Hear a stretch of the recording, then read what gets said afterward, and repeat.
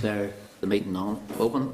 Members, just remind you, electronic devices should be switched off, excluding the tablet device that you're using to view your committee pack. Members, a brief overview of today's business. Ministerial briefing on the budget 15-16. Departmental briefings on the new further education strategy, an update on graduating to success and access to success, and steps to success. And there's also a draft report on a legislative consent motion into the pension schemes bill. Members, apologies. The only apology I have at this moment in time is Pat Ramsey. Any other apologies? Okay, members. Members, chairperson's business at page 6. Members, that time of year ago. This time of year, sorry. Page 6 is the list of organisations and individuals who have briefed the committee last year. And as normal, just seek agreement to send an e-Christmas card to the organisations that have the committee. Sure, it may not be a bad idea. We also visited a number of special needs schools, and just a wee thanks in a Christmas card or something.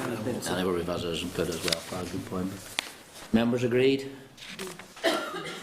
Okay, members, page 9 of your packs is the draft minutes of the meeting of the 19th of November. Members, do you agree those are a true record of that meeting? Yeah. Agreed? Yeah. Yes. Okay, members will sign those as being accurate. Members, matters arising, page 19 of the pack. Members, I suppose the only thing that I have under matters arising is page 24 is the research briefing paper and public procurement competitions and not-for-profit organisations from the current Cabinet Office proposals. Bronwyn, Yeah. I know you weren't here last week, but you wanted to raise something on it. Yeah. Chair, on page 3 of the research report, it talks about the different legal structures, you know, for the various voluntary and community organisations, and then aligned with that is their procurement processes. So our question, the purpose of the research paper related to the FE sector on the back of the steps to success procurement issue. So if we could take that information and relate it specifically to the FE sector, as opposed to just giving broad general information, because that's really our focus here.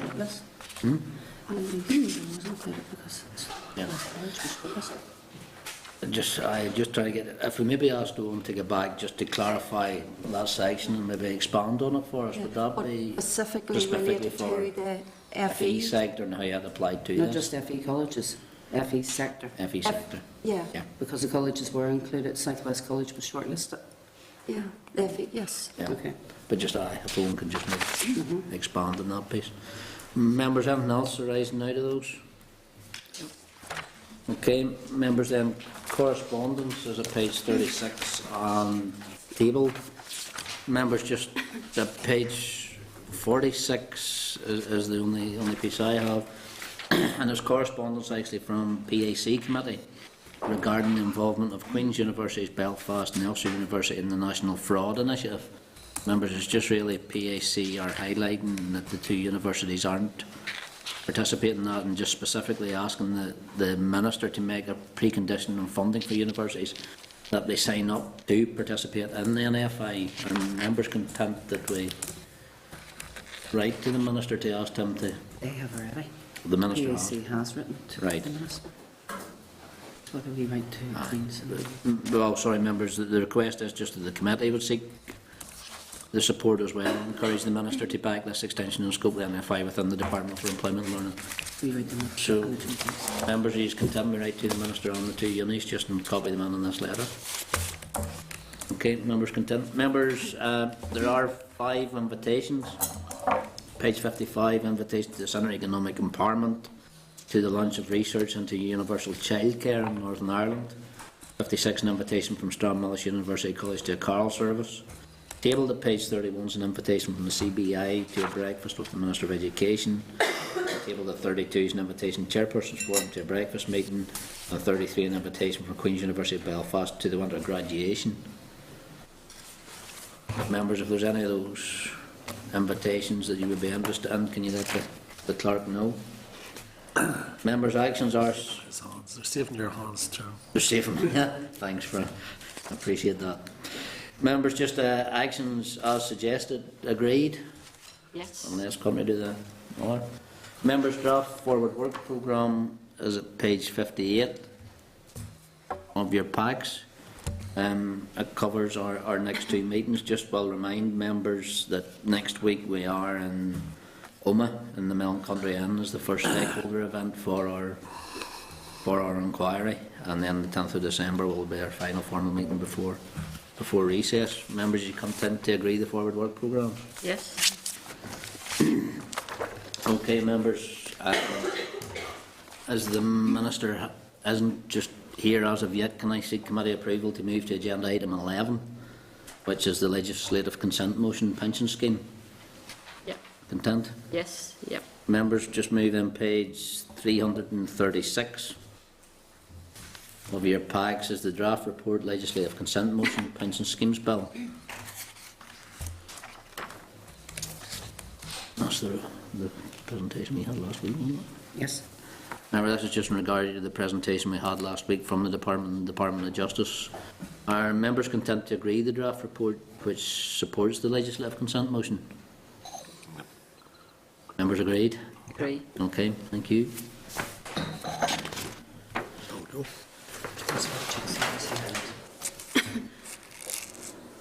He's here.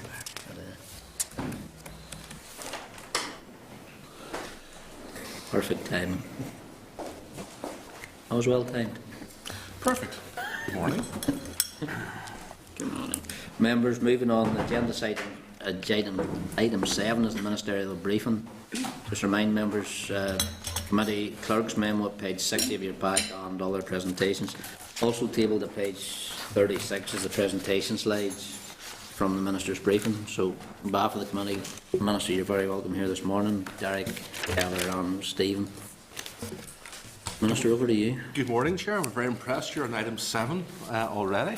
You'll have to try to clear time for us then. Well, thank you for the opportunity or the invitation along here today to set out where things stand in relation to the 15-16 budget.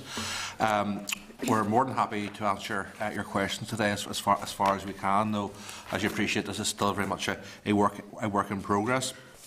As the Chair has alluded to, you have a copy of a presentation from ourselves. We are happy to go through that page by page, but equally we're going to work on the assumption that we can take that as read and that people have had the chance to flick through those, and there may well be questions that arise from that. So we're working on that basis unless anyone prefers us to do otherwise. I think at the outset it's fair to say that the 2015-16 budget situation is something that is unprecedented, certainly for the executive as a whole, and absolutely for this department. We are looking at a 10.8% cut in terms of the draft budget, and throughout this we should refer to this as a draft budget because it's still out for public consultation, and indeed there may well be changes in the new year, though obviously what room for manoeuvre there is remains to be seen. In that regard, we also have to be very mindful that we shouldn't simply be examining what we do or don't do in relation to how we can manage the situation over the forthcoming financial year.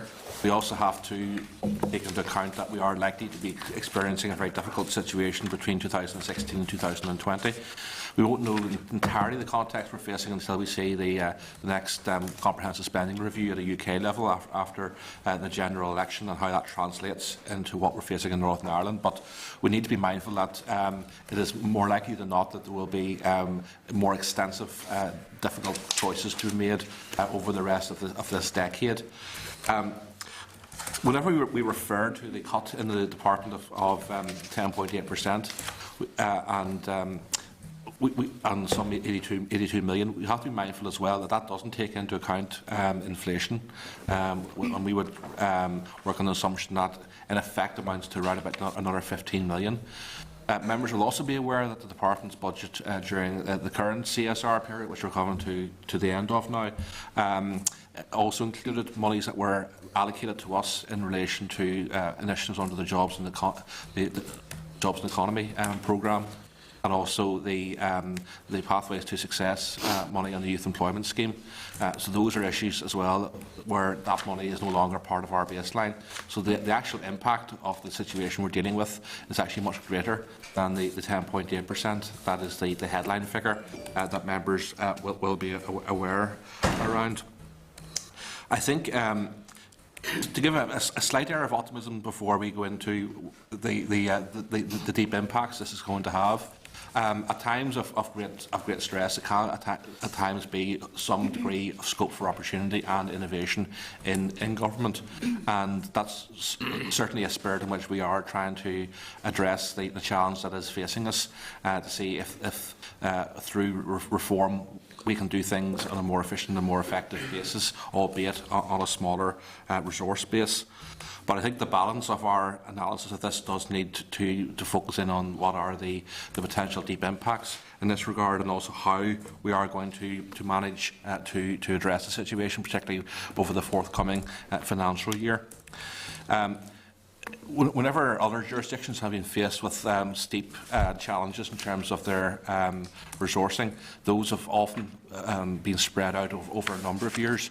We're trying to achieve in Northern Ireland probably a scale of cuts that haven't been achieved elsewhere in these islands over as short a period of time as we are now contemplating in Northern Ireland. So that just puts again the degree of the challenge facing us in terms of making a lot of decisions very quickly. Equally, finding different ways of doing things often involves a bit of a longer lead-in time than a number of months or even a year would afford you. And in that context, it is worth highlighting a number of areas where our room for manoeuvre as a department is very limited. For example, student support issues, which I imagine you may wish to discuss later on. There's a lead-in time in relation to those involving public consultation that would not lend itself readily to decisions being made for the forthcoming financial year. Also, where you have contractual issues and staffing issues, your ability to walk away from contracts is very constrained. Your ability to make savings in terms of staffing, particularly when redundancy payments need to be made up front, is also very constrained. We also have to bear in mind that within the department, some 70% of our budget it goes directly to higher education and further education, and in that regard, it's going to be very difficult to make them immune from what is happening in terms of the departmental budget. We will be in a situation where we will have to pass on to them some very difficult cuts, which in turn they may have difficulty in addressing, given that they have contractual and staffing pressures as well. At this stage, we have made some initial decisions as a department as to some cuts that we can make. There's other areas where we're still in discussion, and some very deep and challenging discussions are being held. But just to give you an indication of the approach that we are seeking to take, first of all, we are looking to see what degree of protection we can give. And whenever I say the word protection, I very rarely mean 100% protection. I mean relative protection compared to other areas of the department. We are looking to give a degree of protection to those areas that are of most strategic importance to the economy, and in particular the transformation of our economy. In that regard, areas such as our reform of apprenticeships, our new system of youth training, what we're doing in relation to assured skills, the very direct work we do with Invest Northern Ireland in that respect. The narrow STEM subjects in terms of our universities and colleges that are so central to our investment narrative are all areas that we would seek to give a strong degree of relative protection to. We also are very mindful of how we can best support those people who are most vulnerable in our society. And there's a whole raft of initiatives that we have in that regard, and members will be aware that we're not just an economic department, we're also a social department.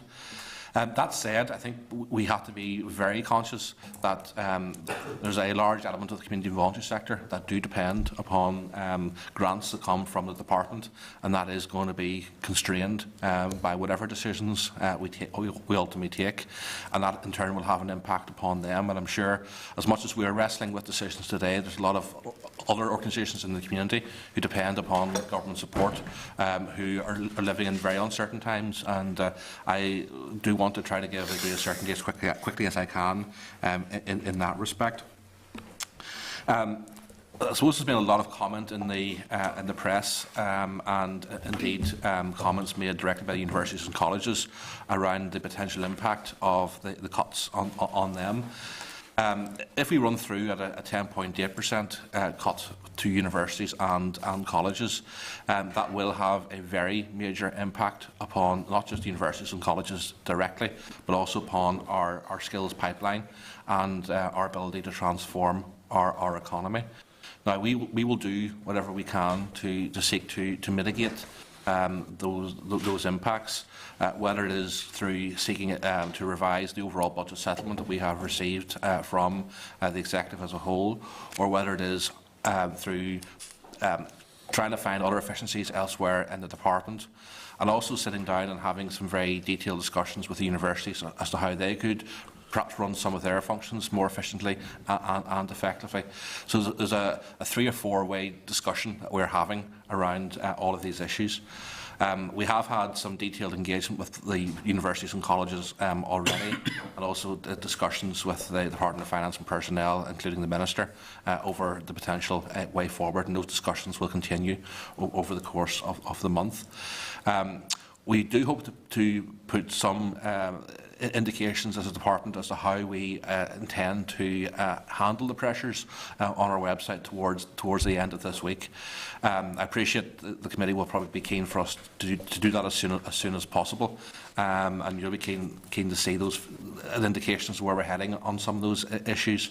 But equally, I think you appreciate that we also need to be sure we're taking the right decisions and looking in the right areas. And given the unprecedented nature of this, I do want to make sure that we get this as right as we possibly can in the circumstances. So that's where things stand at present, Chair, and we're happy to answer any questions on finance and other matters. Okay, thank you, Minister. I suppose the question is, a lot of the members' anticipation was here today that you may give some indication as to where you were, where your thinking was, as to actually making reductions. Can you share that with us? I can probably give you a partial readout as to what we're seeking to do.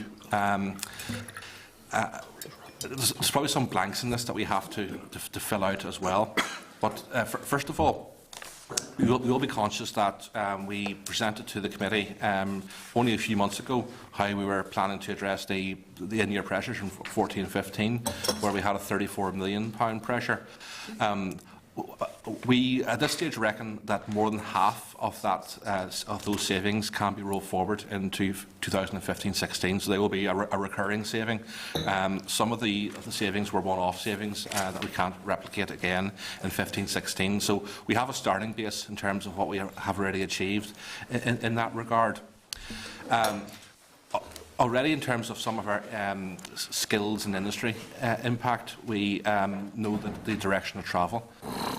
For example, we are likely at this stage, and I stress everything here is a provisional decision, and nothing will be formally decided until the new year, whenever we know the final budget. But at this stage, for planning purposes, we are likely to see a 50% reduction in support that we're giving to management and leadership training, and the expectation or hope would be that the business community would pick up and invest more directly themselves in terms of training.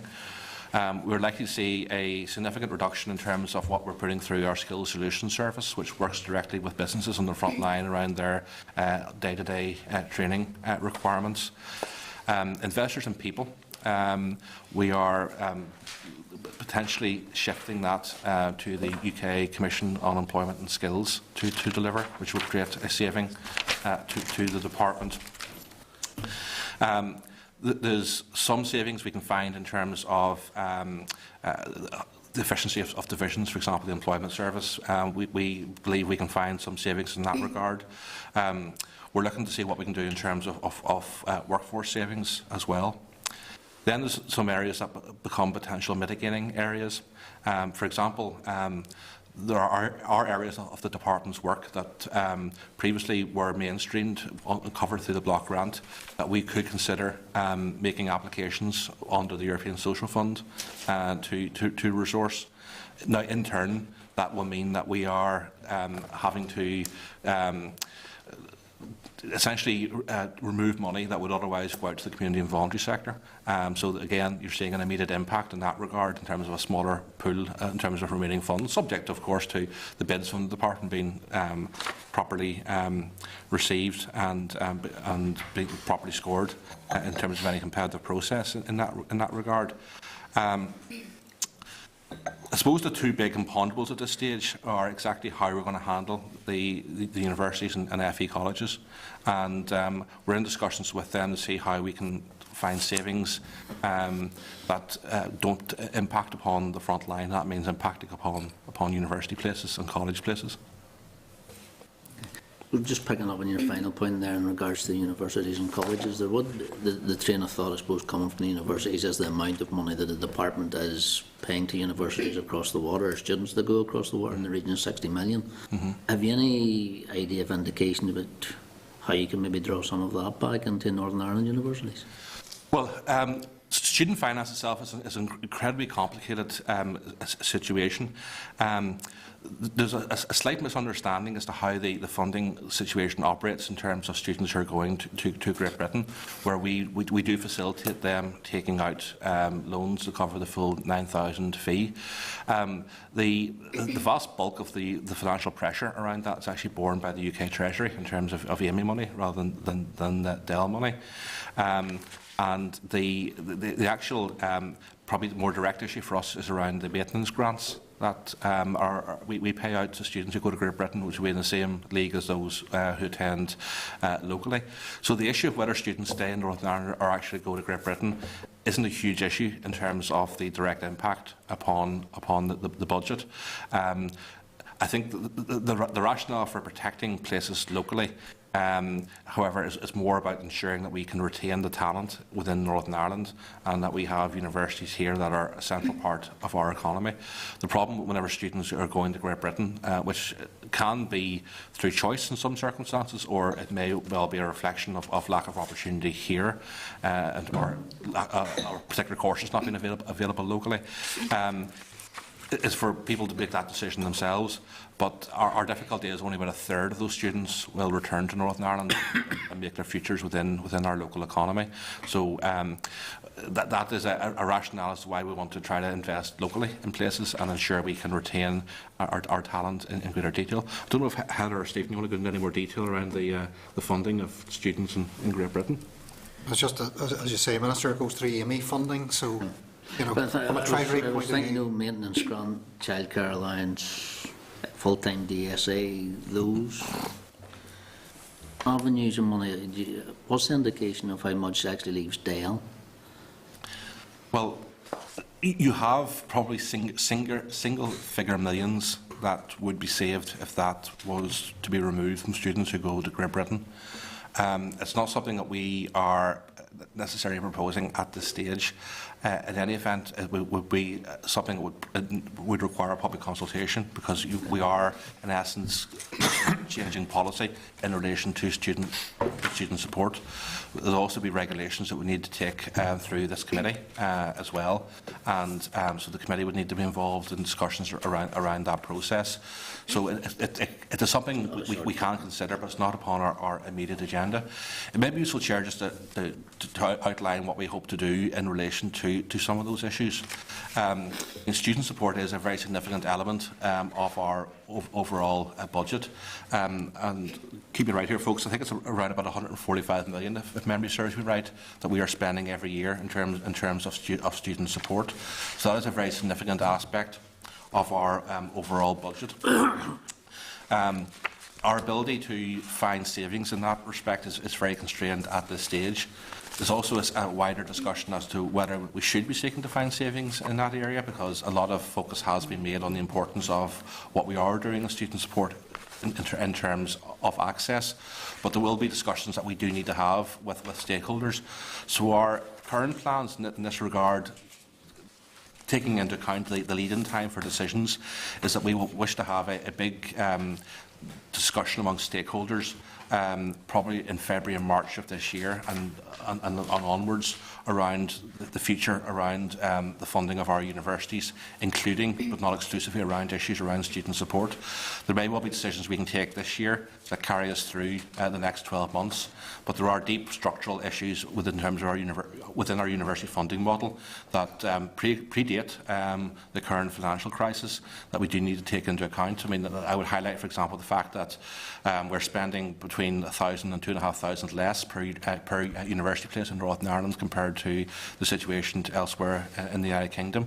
That is a structural problem that we have, and that potentially can undermine the quality of our local university places.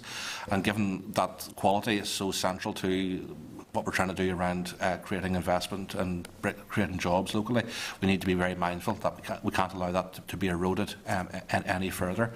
So I think we want to have a big discussion with stakeholders, and I very much include the committee in that regard once we have the 15-16 budget settled, because there are issues for looking ahead to the 16-20 period that we need to bottom out. In regard, I suppose it follows on from that, and the work, the students in the universities and the quality of our students are what is attracting a lot of the FDI, and it's the work with DETI. DETI's budget has been increased, whereas DEL's been decreased. But DEL is currently contributing there's a 6 million towards Invest NI projects to actually, I suppose, enhance that investment. Is that under threat at all, or is that something you would see going to DETI rather than staying within yourselves? Well, that's not so much under threat in the sense that we will take decisions to give a degree of relative protection to that, because it is of absolute fundamental importance. It's probably less a situation where we're supporting invest programmes, more that we're supporting training to support investment coming in, as well invest in Northern Ireland. They will source the investments, but we make our own freestanding commitments in that regard around the training. In terms of the DETI budget itself, it's probably one more for the DETI committee and the DETI minister to comment upon. But my understanding is that a lot of that increase reflects what are pre-existing contractual relationships with investors that the executive needs to honour.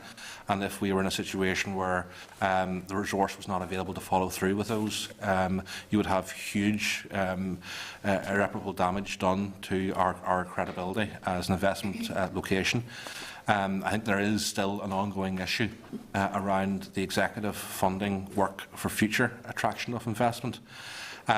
In the event, for example, that, as people speculate, next week we get good news in relation to corporation tax, the work of both Invest Northern Ireland and what we do through Assure Skills, as well as all the work we do in terms of ensuring we have a proper skills pipeline, takes on even more importance, because that level of corporation tax will not operate in a vacuum. There's other investments that we have to make on the margins around that to make sure it happens and it is delivered, in particular skills. And unless we are collectively as an executive prepared to support the economy and make proper investments in that regard, there's a real danger we're going to miss the boat. We have a golden opportunity now with the violence of the past decades behind us, apart from some dissident activity, and there is therefore a real potential for us to really grow the economy very quickly, given that there's still a lot of international goodwill towards Northern Ireland. If we hamper ourselves, we're really going to do ourselves a huge disservice and miss an opportunity. So we have to find a very fine balance between consumption today, through, for example, the needs of the health service, with ensuring that we are investing for the future, in particular for our young people. Just one technical point, Chair, to add to that. The Minister earlier mentioned assured skills, and there is a tail to some of those excellent jobs announcements that we've had over recent months, where we have already committed to training a number of people so that they are job ready when the jobs appear from these investors. So we will have an ongoing commitment into 2015-16, which we will have to honour, so that the trainees, fully skilled up, are ready for when the jobs appear. And that's one of the reasons why we have to give a measure of protection to assured skills. And you don't think there's an opportunity there actually to claw that back from DETI rather than coming out of the DEL budget?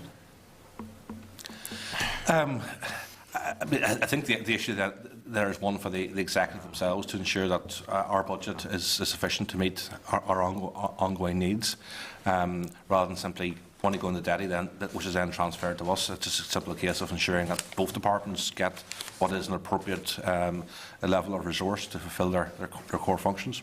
Yeah, I think Invest Northern Ireland would very much recognise and value the partnership that we have with them in many of those jobs announcements, and that the skills element of the executive's efforts to bring those projects to completion is absolutely vital. Okay, I suppose, Minister, just then concentrating a bit closer to home and your own efficiencies or your own budgets. The admin budget for the department has increased something in the region, I think it's 3.4% since 2009.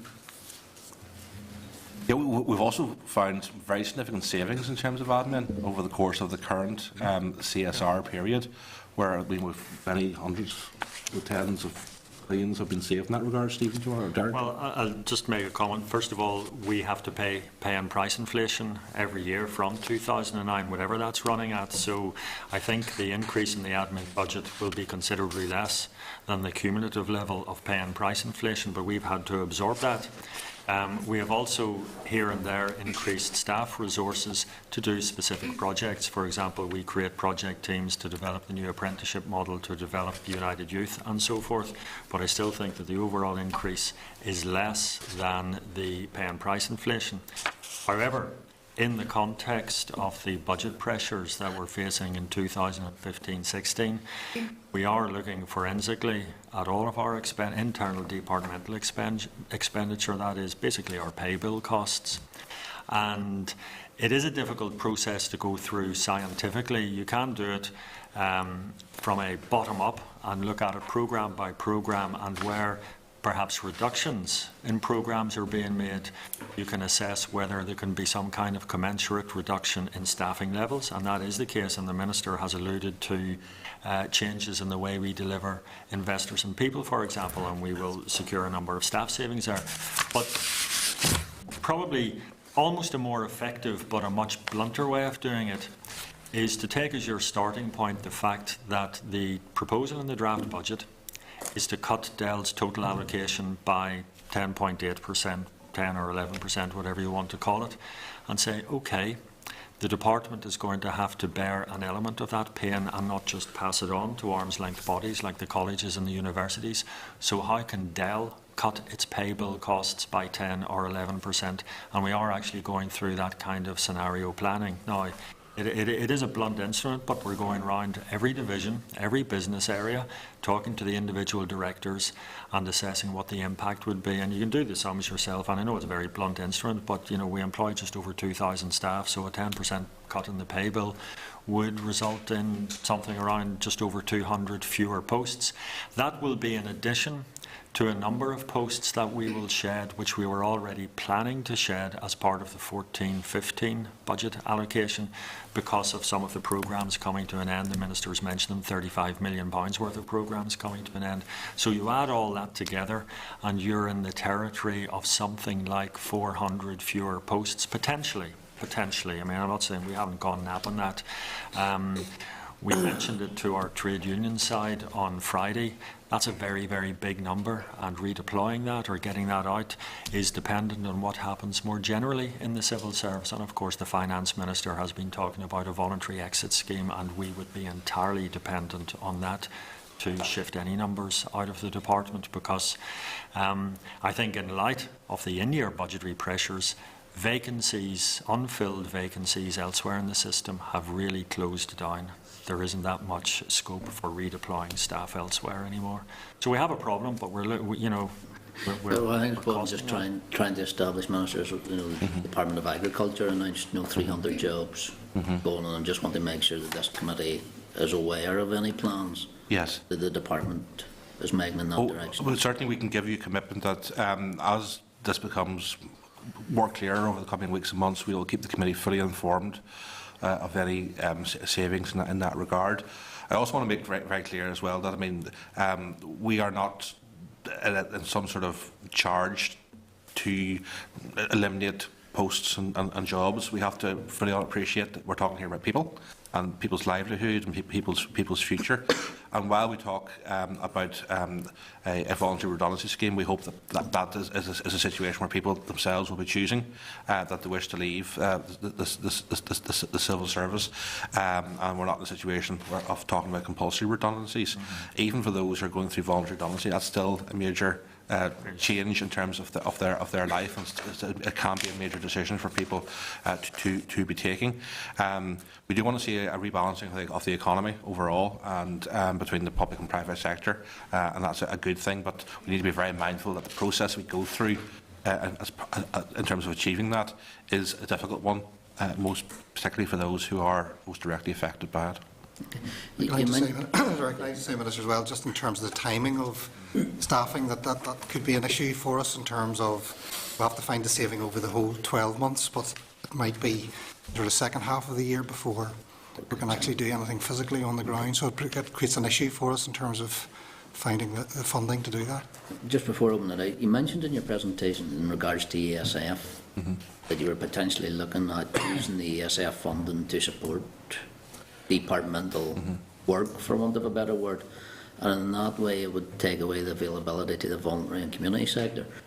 Now, having been, I suppose, semi-lobbied by some of the community and voluntary sector who are already seeing a problem with moving from SIF-funded projects to being directed by the department to ESF funding, which needs match funding rather than 100% that was actually there under SIF. There's a difficulty there in the voluntary community sector that's supported by this department. Yes.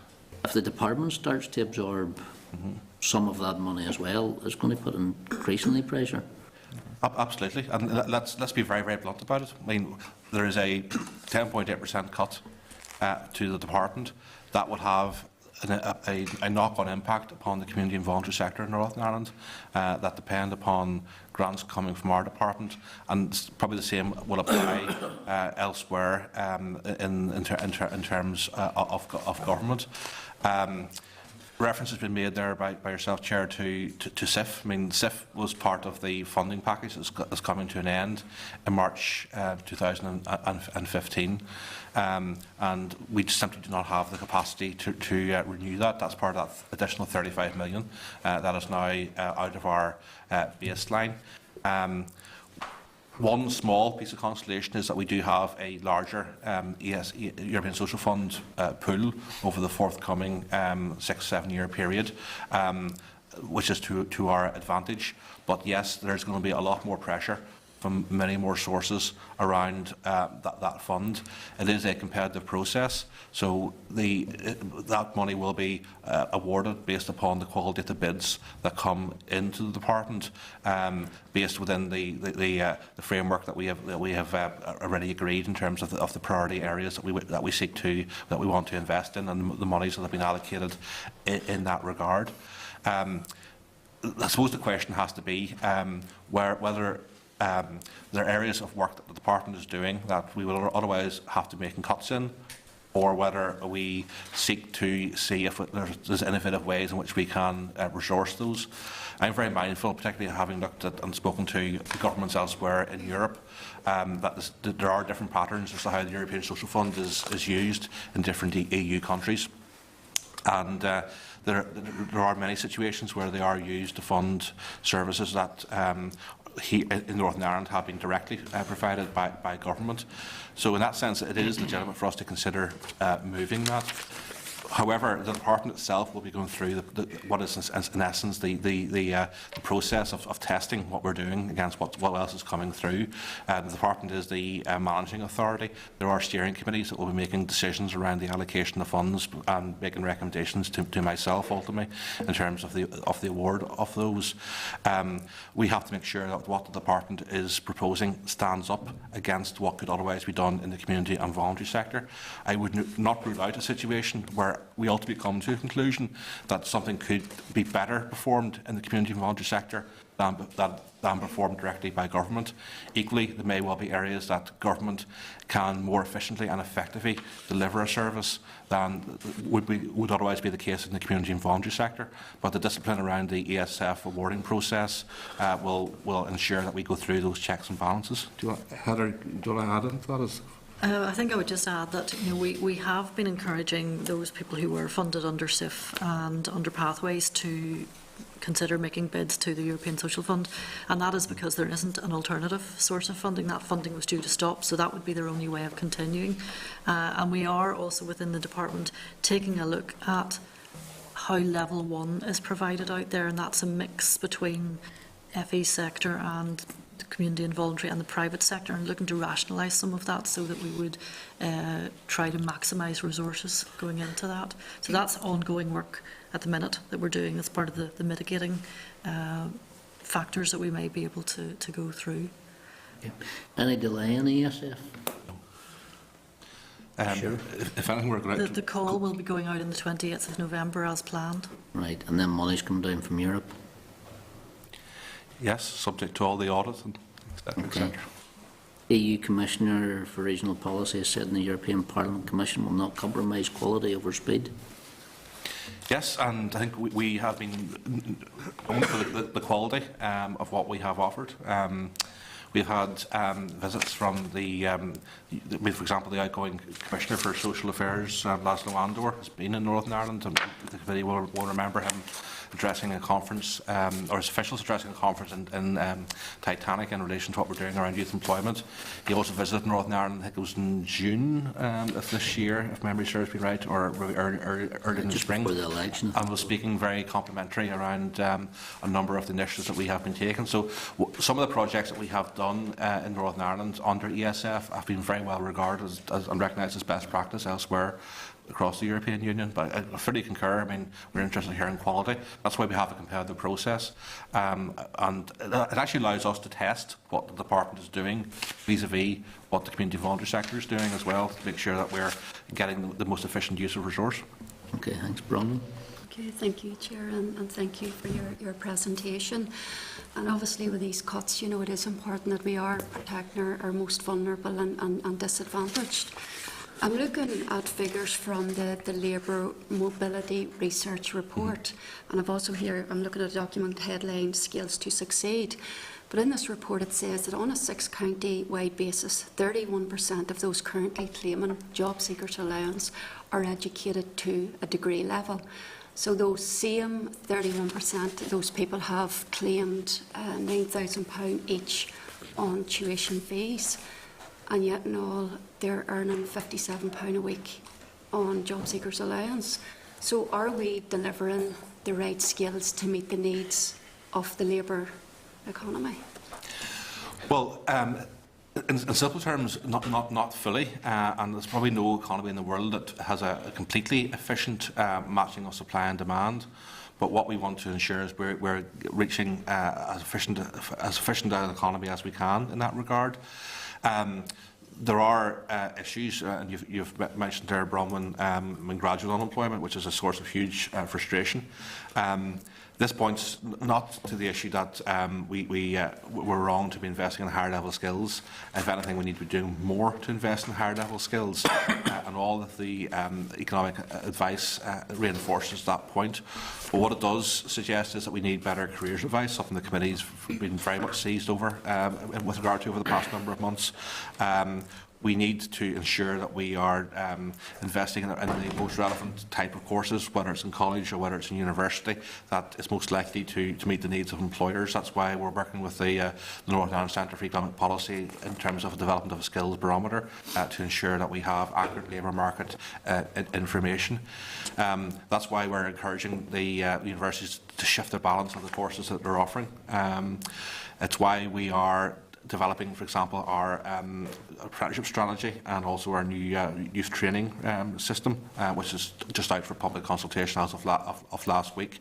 They're all about employers taking a much more hands-on role in terms of determining what investments need to be made in terms of training and ensuring that we have a proper parity of esteem in terms of pathways to encourage young people to consider going through those particular channels. They hold out much greater prospects, including at higher level skill levels, of having a stronger match to supply and demand. Okay, just regarding the Dale Career Service, figures show here that only 2% of the population actually use this service and to obtain information on jobs. And the figures also show that through word of mouth, 27% find out about jobs through word of mouth. So what is the budget on the Dale Career Service? And, you know, at the moment, apart from what we are doing as a committee, are you looking into looking at how we can make this service more efficient, given the fact that the unemployed are most vulnerable? Yeah. And there's only 2% actually using this service. Yeah. Well, there are issues around careers which the committee are very much aware of, and you know we've commissioned the joint review with the Department of Education, which is now being passed to the ministers. We're currently looking at that, and we'll hope to give a steer on the way forward as quickly as we possibly can. Careers is probably still seen very much as something that young people engage in rather than something that's all age. So there's an area there in terms of trying to ensure we are properly marketing the service. I'm not here to say that the career service is the most efficient and effective aspect of the department's work, or indeed government's work, and nothing is immune from the process of trying to find savings, efficiencies, and more effective ways of doing things. So the reviews that we are doing are very much minded, are very much directed about ensuring we have a more effective career service. Some changes have been made already in this regard. For example, careers staff going out and working for a week in industry, getting a sense as to the direct needs. We're working in terms of more up-to-date labour market information. We have a guidebook for parents around choices. So there's a number of different initiatives that have been taken over the past couple of years in that regard. There's a lot more that needs to be done. But also, you're never going to get a situation where you're getting 100% coverage. I mean, the career service will always be one of many sources of information for people in terms of decisions around employment. I'm not sure if we have the figure on the precise career service budget. There's about 114 staff Minister, involved in it. Yeah. Yeah. But I think, as the Minister says, it is quite timely that we have the sort of confluence of the budget crisis, if I can use that term, but the review of career service, because it's forcing us to look at everything very, very carefully. So having the review of the careers advice and guidance system is quite timely for us to look at that and make sure it is as effective and indeed as efficient as it can be. So I take the point. Okay. And finally, in correspondence that I had received from yourself earlier on, I did ask you about what criteria was being used, you know, regarding, you know, the cuts to focus on our most vulnerable and disadvantaged. So you did state that was very challenging, but you were going to be engaging with the various stakeholders. And I would like to ask you, you know, could you elaborate who these stakeholders are? And I suppose in particular, again, a report shows that west of the Ban, which includes Armagh, Dungan and Derry, Fermanagh, the Ban councils, amongst others, that we actually have the highest rate of those currently economically inactive. So I would like to know what focus are you putting on west of the Ban in terms of engagements with stakeholders? Well, at this stage, what we would do is that we would ensure that our spend is based upon need. So if need is greater west of the Ban, that will be reflected in terms of the spend that we have. you're aware that we have a public consultation underway, and anyone and everyone is entitled to respond in that regard. Much of our discussion has been with the colleges and universities, but obviously you appreciate the colleges and South West, in terms of your own consistency, is a very effective college. So we've had discussions with them, and they do cover a wide range of interventions, and they're very mindful of the potential impact upon their own offer, the full spectrum of their offer from the cuts. You also mentioned the figures there about unemployment and economic inactivity. We are at this stage seeking to ensure that we are providing an effective employment service. And it's not one of those areas that lends itself, nor should it, to cuts. Economic inactivity, we're in a different position. You will all appreciate that we are developing a strategy on economic inactivity in conjunction with DETI on behalf of the Executive. The hope is that we will be presenting a paper to the Executive in January of next year. This will be the first time that anywhere in these islands there's been a dedicated strategy around economic inactivity. But as we sit here today, we have no budget for economic inactivity whatsoever. We're going to have to see where we can find the resource centrally within the Executive to fund what is a new venture for them. This is, however, something that is fundamental to transforming the economy. It's a major structural problem, and also has a major impact on people's lives. So it's something that we do have to do, but it's something where the Executive are going to have to be creative in trying to find resource. We have the Change Fund, for example, which may, in the short run, provide us the ability to get the ball rolling. But it's something where we need to have a proper baseline budget as we move forward.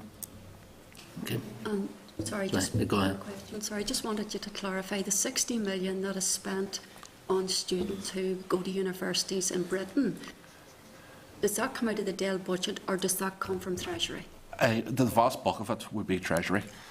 So you pay absolutely nothing, even to service those loans? Oh no. Just to be clear, I think we spend about 60 million in total on student maintenance grants, and that is students domiciled in Northern Ireland who go both to Great Britain and to universities in Northern Ireland. Now, I can provide the committee with the figure in respect of those students who go to Great Britain. It's only maintenance grants come out of DEL's budget. The loans for fees come out of the Treasury's AME budget. It gets washed through DEL's accounts, but it has no impact on our budget. But you will then provide that detailed Oh, information yes. to the Happily committee? do that. Yes. I just don't have the figure to hand. Yes. We do have it. I know it exists. I mean, Yes, it's all yes. there. It might be useful, Chair, in that regard. We'll maybe just put together a note we'll formally transmit to the committee in that regard, just to show how that all operates. Okay, thanks. Phil? Thanks for the presentation. I'm going to have to declare an interest as a student of the Ulster University, not the University of Ulster, two different places. Personally, I'm sympathetic and supportive of your plight. I do think that the DEL budget shouldn't be reduced to the extent that's currently proposed. I think it sends out a worrying message, both to investors, but more importantly to young people. They're looking to us as politicians for hope for the future. And I certainly think that we need to do much more to try and make sure that better opportunities are offered to young people. I think what's there at the minute through the proposed DEL budget maybe isn't the best thing for young people. In terms of the overall cut to your budget, you talked about a headline figure of 10.8%.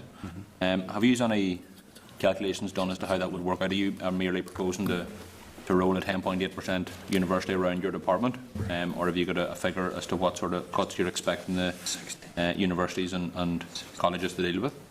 Well, discussions to date and points made by the colleges and the universities themselves have been predicated on the assumption of a 10.8% cut being applied to them.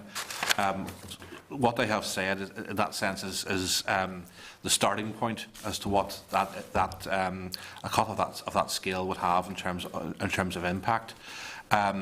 So in some senses, that is our starting position. From my perspective, I mean, I don't want to be in a situation where I'm using this term we're now using of salami slicing, where we just roll forward a uniform cut across the department.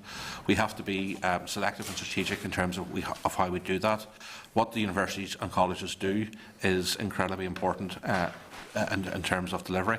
That said, we have to bear in mind, first of all, they are 70% of the department's budget. So therefore, it's hard for us to make them immune, and we have also very little room for manoeuvre in terms of how we actually seek to mitigate that. But we will nonetheless seek to do that, and there may well be means with which we can bring that figure down. But for now, that is where we currently sit today with respect to both of those. I am very hopeful that will not be the final situation that we find ourselves in come January. But for now, until something else gives in the system, whether it's us internally finding a different way of doing things, or whether it's the executive having a different view on its budget in January, we will see how we can get that down. The reaction from the vice chancellors of the two universities was concerning, because despite challenging the executive's decision to reduce the department's budget, their immediate solution seemed to be an increase in tuition fees. Is that an approach you would support? Well, first of all, I think the vice chancellors are quite right to voice their concerns, and equally, when their concerns I would share. We have to appreciate the importance of the universities to our skills-based research and inward investment. And their comments are not purely based upon the starting point of where we find ourselves today. We have to bear in mind that there is an ongoing structural issue in terms of our higher education funding, where depending upon the type of course you're talking about, there's either £1,000 or £2,500 funding gap between what we currently spend in Northern Ireland relative to what's happening elsewhere in Great Britain. So that really goes to the issue of quality of what we're offering here. So there's a threat to quality as things currently stand, even before we get into the current budget challenges. What we're currently suggesting is that tuition fees as an issue are something we have to have a conversation around. In due course, they may become a potential option. They're not on the table at this point in time, not least because we have to go through a process of discussion with stakeholders around them. We will need to have full executive discussion and agreement. This is a decision for the executive, it's not a decision for this department. Once this budget is settled in January, hopefully, it's my intention that we engage in a much wide-ranging discussion involving stakeholders, including the committee, around the future funding of higher education in all its aspects, and that would include issues around student support. So that's one where all of the members of the committee will have the opportunity to make their views known. Equally, the executive will have to take a view on the issue as well. And again, I would stress that one of the committee's functions is to advise government as well on policy matters. So the views that you have individually or collectively will be important in this regard. In terms of the other option that they put forward was a reduced number of places. Have they given you a paper on what impact the proposed reduced number of places of about 1,100 would have on the range of courses that are currently offered and the ranges of schools that are currently available within universities? Would it see any of them closing or ceasing? Well, in terms of a starting point, I mean, the figures they provided are basically a planning assumption based upon a 10.8% cut, which may or may not materialise. First of all, we will wish to have a conversation with the universities in any event to see what we can do to mitigate the scale of any cut to reduce the impact in terms of university places. But if you're in a situation where you're having a significant percentage cut to universities, it is going to be very hard for them to avoid a situation where places are cut. Now, that will leave us in a very bizarre situation where we're actually reversing investment in higher education at a time when we should be trying to encourage an expansion of higher education. Now, how the universities would approach those issues would be a matter for them.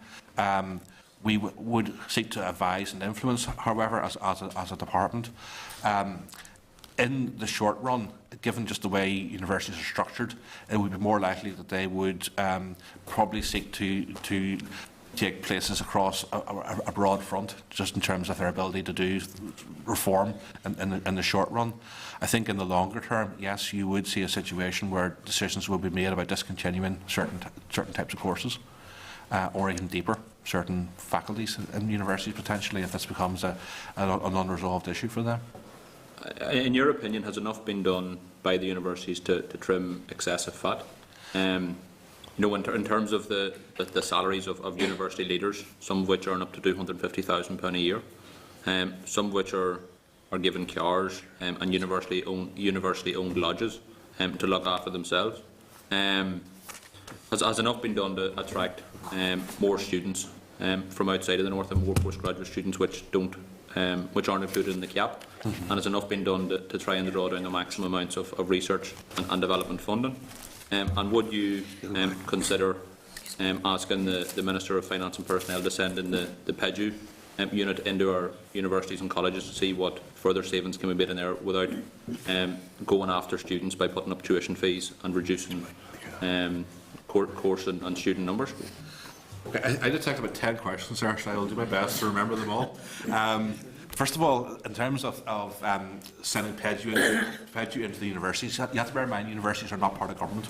They are autonomous institutions. They're not arm's-length bodies in the same sense that we would recognise the colleges as an arm's-length body, for example. So the issue of PEDU going in doesn't become relevant.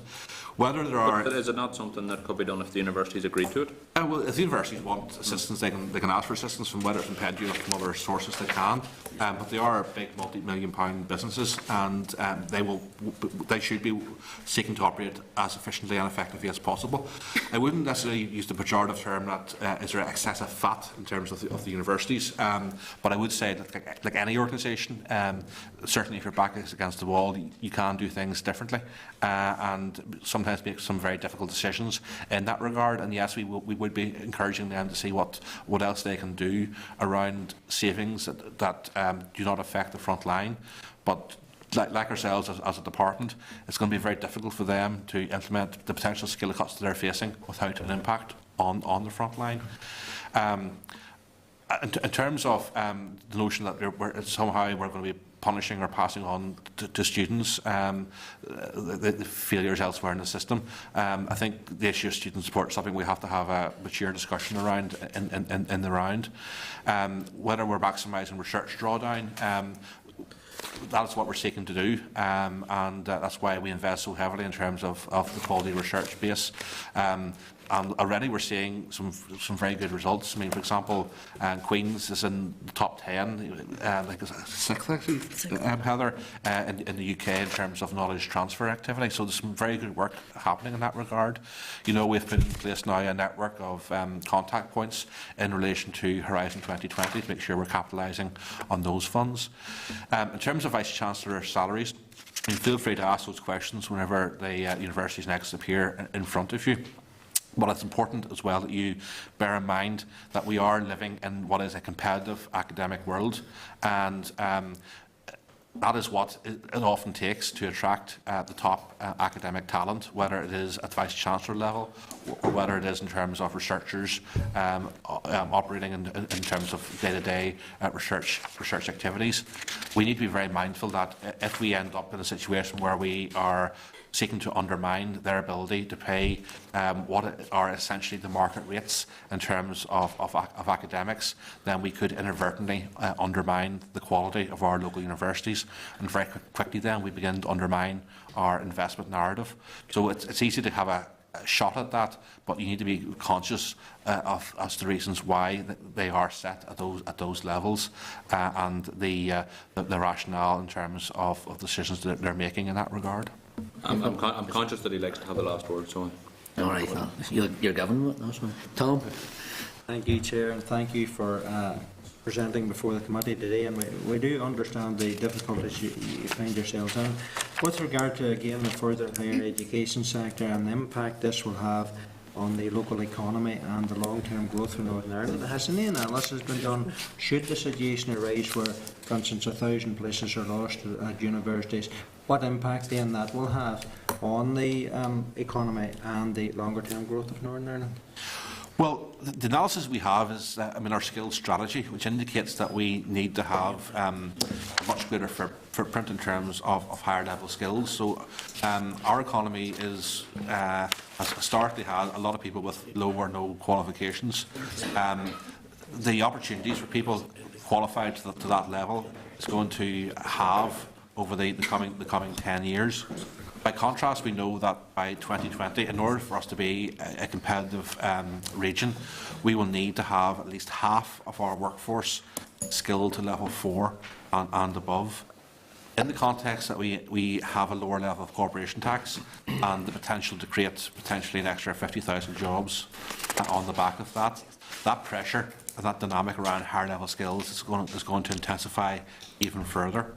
So there is a need for us to ensure we are producing a strong pipeline of higher level skills. Now that said, that doesn't mean any particular higher level skill. We do need to have a stronger focus around STEM subjects. We also need to have a stronger focus on ensuring that we're providing the skills that employers are requiring, whether there are skills in particular subject areas or whether they are good employability skills. So there's a piece of work for the universities and colleges to reorientate their offer to better match the needs of the economy. But in terms of the volume of higher level skills, there's no question that we need more of that. So in a situation where we end up with our local universities providing a smaller skills pipeline, that will have an impact upon our ability to create jobs. In last week, for example, we had a very welcome investment from City to add a further 600 jobs to their facility in Belfast. The senior executives from City were very clear. The reason that they are investing in Northern Ireland is due to the quality of our universities and the skills pipeline that we have. And they were stressing as well that they were taking people across a range of disciplines in terms of the job roles they're seeking to fill. And they were certainly concerned at the potential impact of our skills pipeline becoming somewhat blocked over the coming years. That potential fear would be replicated by other potential investors. So there's a need for us to very quickly give confidence to the investment community that we will be able to meet their requirements in terms of jobs and young people coming through with the right skills and talents. Yeah. With regard to the Dale budget, it's sort of split into 3 areas where you have ring fence, non-ring fence, and capital. What proportion of the allocated budget is already contractually committed? Derek. And is there any flexibility with what's not committed for you as Minister to have a wee bit of flexibility with? That's a difficult question to answer very cleanly, because you could argue that salaries are a contractual commitment, and a lot of our budget internally obviously goes on salaries in the department, but even, and I think it's in one of the slides, you can see the very large number of salaries which our budget supports in the further education and higher education sectors, and I think both the colleges and the universities would say that the bulk of their expenditure goes on salaries. So to do anything with that would depend on some kind of exit scheme in due course, which takes time to give effect to. A relatively small proportion of the overall departmental budget is contractually committed, where we have signed contracts that we have to honour. I mentioned earlier that there will be a number of projects under Assured Skills which will have a tail. So we will have signed a letter of offer with a company, and we will have to honour that. And then, of course, we have contracts signed on our major into employment programme, Steps to Success. But that is a relatively small, that's about just over £20 million a year. That's a relatively small proportion of our total budget. We will have letters of offer, a tail of letters of offer of some existing programmes, maybe under European Social Fund money. But I would find it very difficult to give you an absolute percentage figure, but it is a relatively small proportion. Apart from the salaries element, the salaries element is a fixed cost. And to move that requires you to do something with salaries, an exit scheme or whatever, and that takes time and it takes upfront investment. There was some discussion earlier there about staff, and I know this is very, very touchy subject maybe, but there was some talk maybe about 200 for your staff and that type of thing. Can the department do that and still deliver the services effectively and efficiently?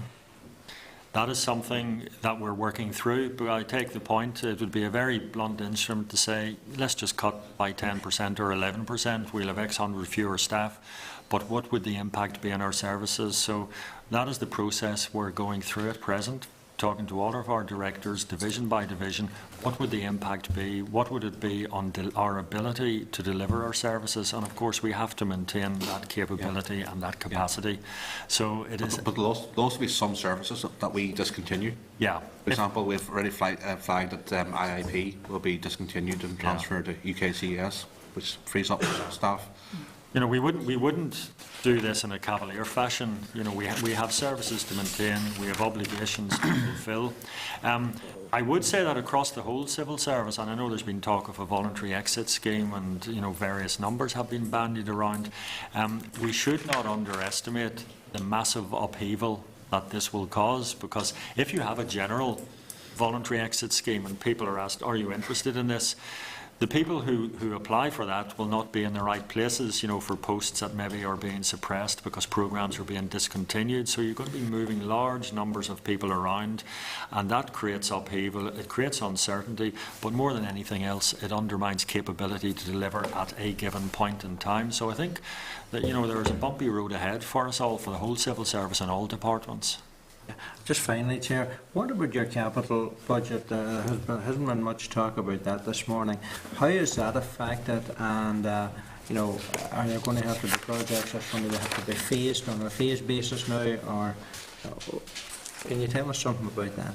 Oh yes, that's another tale of woe, Tom. So, Derek or Stephen, do you want to just give the figures in that regard as to how we've been impacted?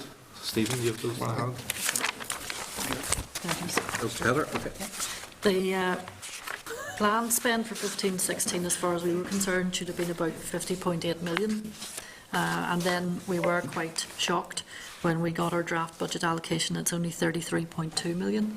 So that means that some of the projects that we had in the pipeline that are going through approval processes will not be funded in the 15-16 year. And that's a very disappointing position to be in. And can you be a bit more specific as to what projects may at this moment in time looks to be maybe put on hold or fallen Well, off? projects that we don't even have the economic appraisals in for will have a very low likelihood of getting any funding.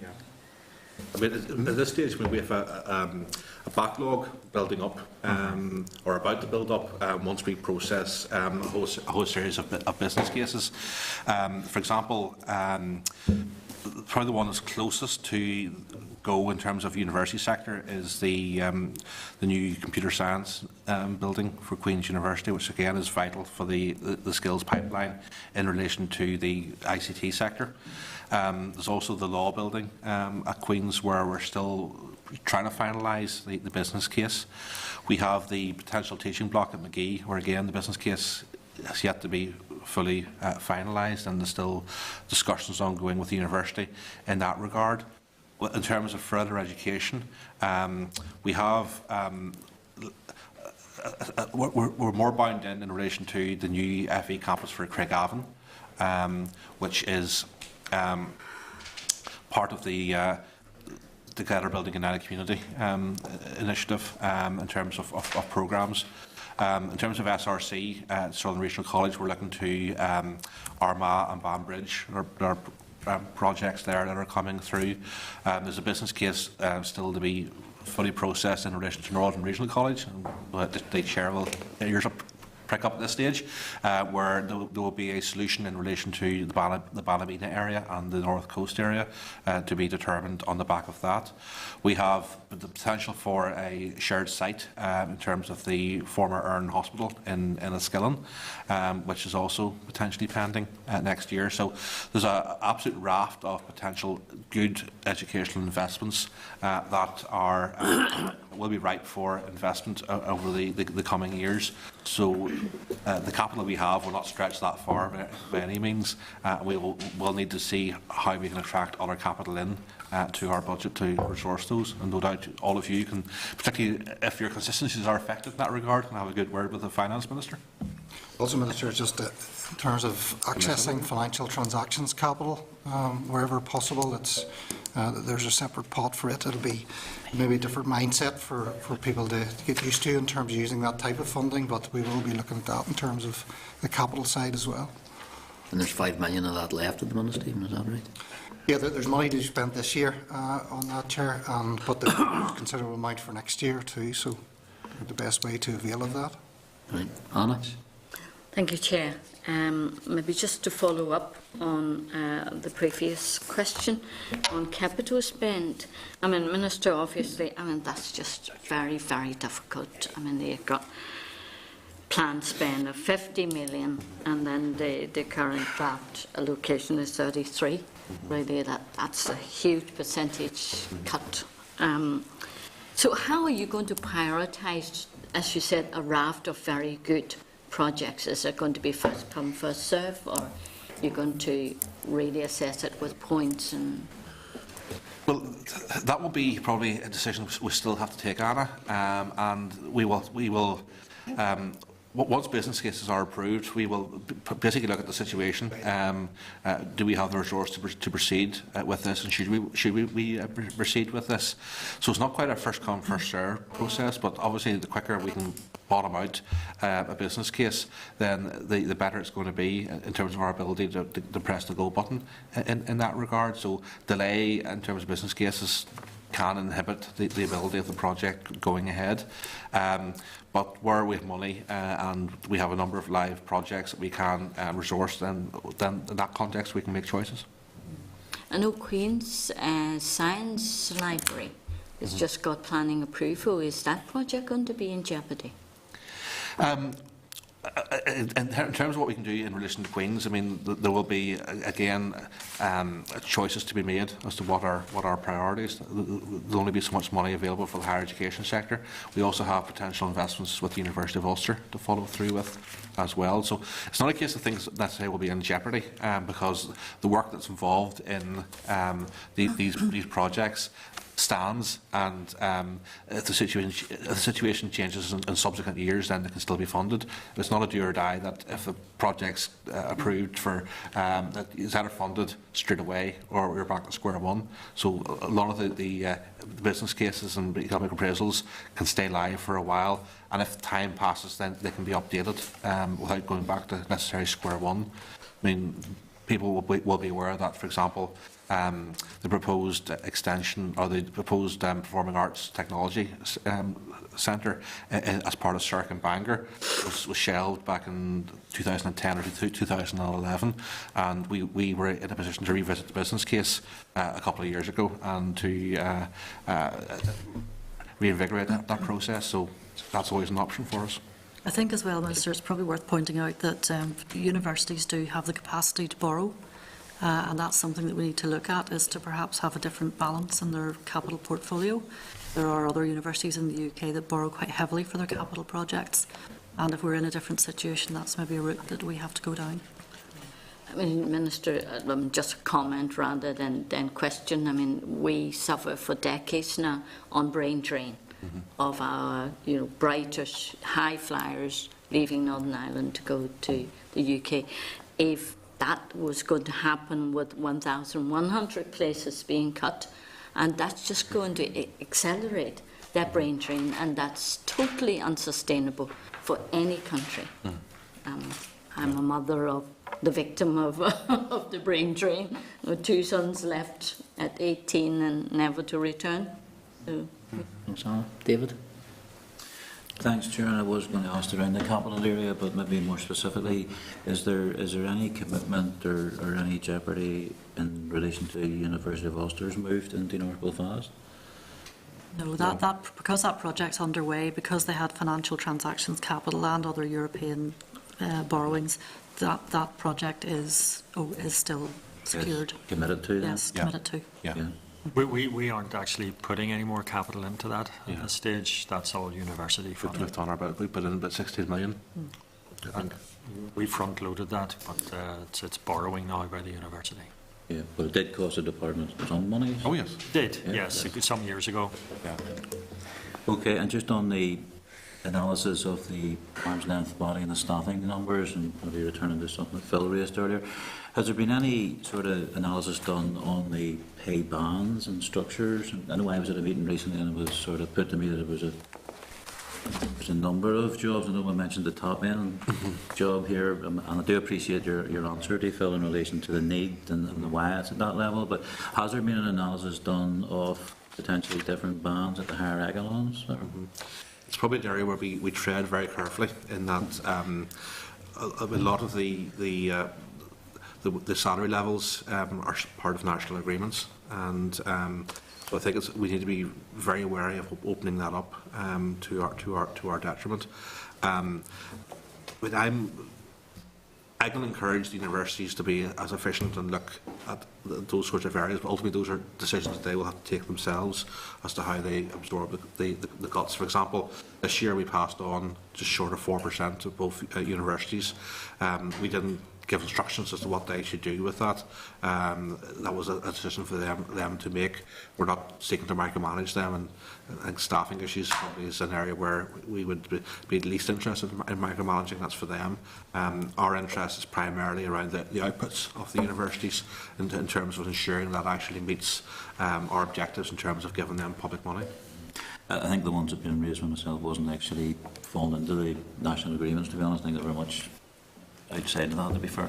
But Derek, you had mentioned the voluntary exit scheme as well, and the problems that come with that, and it takes time and investment and whatnot. And I've heard this mentioned by other departments as well. There's a 3-year period potentially before you see any benefits to it. But is there not an argument as well that every time you keep pushing it back, the 3 years keeps going on down the road further? It has to start somewhere at some stage. No, you're absolutely right. And the Department of Finance and Personnel, as you know, is taking the lead on developing a voluntary exit scheme for the civil service as a whole, and we will be a part of that. They're working on that very, very quickly, and indeed a notice has come around all civil servants today from the Department of Finance and Personnel indicating that they hope that the scheme will be open from March, and that the first exits will take place later in the year. The payback period is a direct function of the statutory basis of that scheme, and some members may know that that was changed fairly recently. The Minister for Finance and Personnel led that process.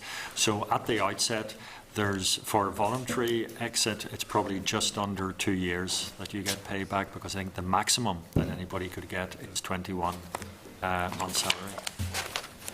Okay, thank you, David. Frau? Sure, and I always say this every week, it's a problem we're going last, all the questions have been asked, but we'll try my best here to make up for that. I think there's a couple on the workforce restructuring. I think there's obviously been a number of questions asking about that. But we haven't brought it. Talks about recruitment freeze and suppressing vacancies, use of temporary staff, which obviously agency staff, pay restraint, voluntary access. And what's lost in all this, once you offer voluntary redundancy or whatever, what's lost in that is the 15, 20, 25 years experience that you're losing with the people. So you're losing all that investment and the people also, and that makes it all the more difficult. And then what you end up doing is to try and make up for the loss of that experience, you end up going to agency workers. You pay agencies to bring people in for on temporary posts and things like that. That sees an erosion of workers' rights that they're brought in below the wage bracket that they would have got if they think.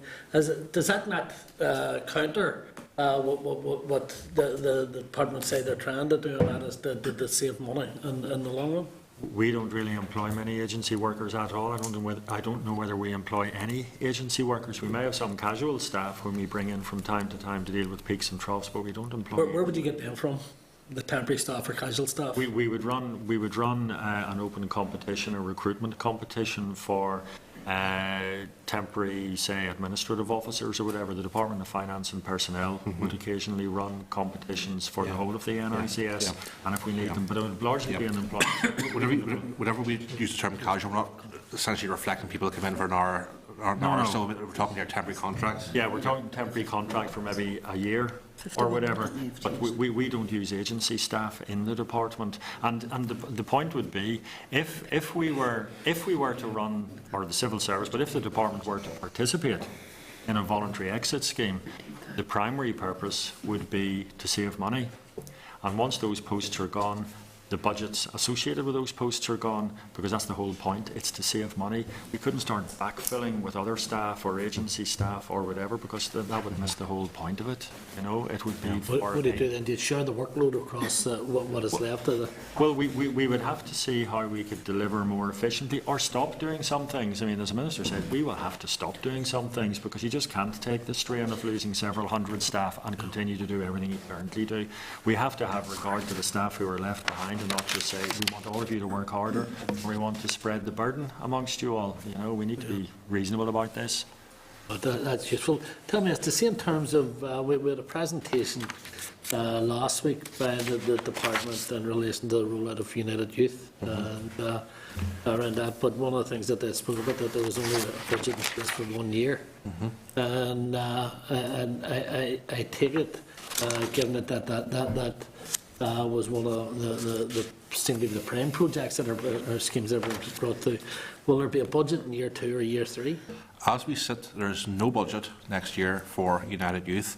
We have £1 million in budget for this year to allow us to do a number of pilot programmes, and we've got a call in that regard. So we're in the very difficult situation where a lot of organisations have expressed interest in taking forward that programme. I think we've done some degree of assessment of those. At this stage, we are in the dilemma that it's very difficult for us to commence those without any funding in place to take them beyond the 31st of March. And I think indeed it would be irresponsible to ratchet up and start things without any ability to continue beyond March, because there's a lead-in time in getting set up. So as things stand, we would be in a situation where we'd be starting programmes, and then just as we're about to go really live, we say that's it, the money's gone. But you're right to say United Youth is a priority of the executive. It's referenced in terms of the Together Building United Community strategy. It is something that we do want to see happening, and it will provide additional added value benefits in terms of what we're already doing with youth training. And it's in that regard that we are going to be making some bids for money from the centre to allow us to develop. But until we have any certainty in that regard, we cannot press the go button in terms of United Youth. Once we get a degree of funding guarantee in relation to 15-16, then we will proceed.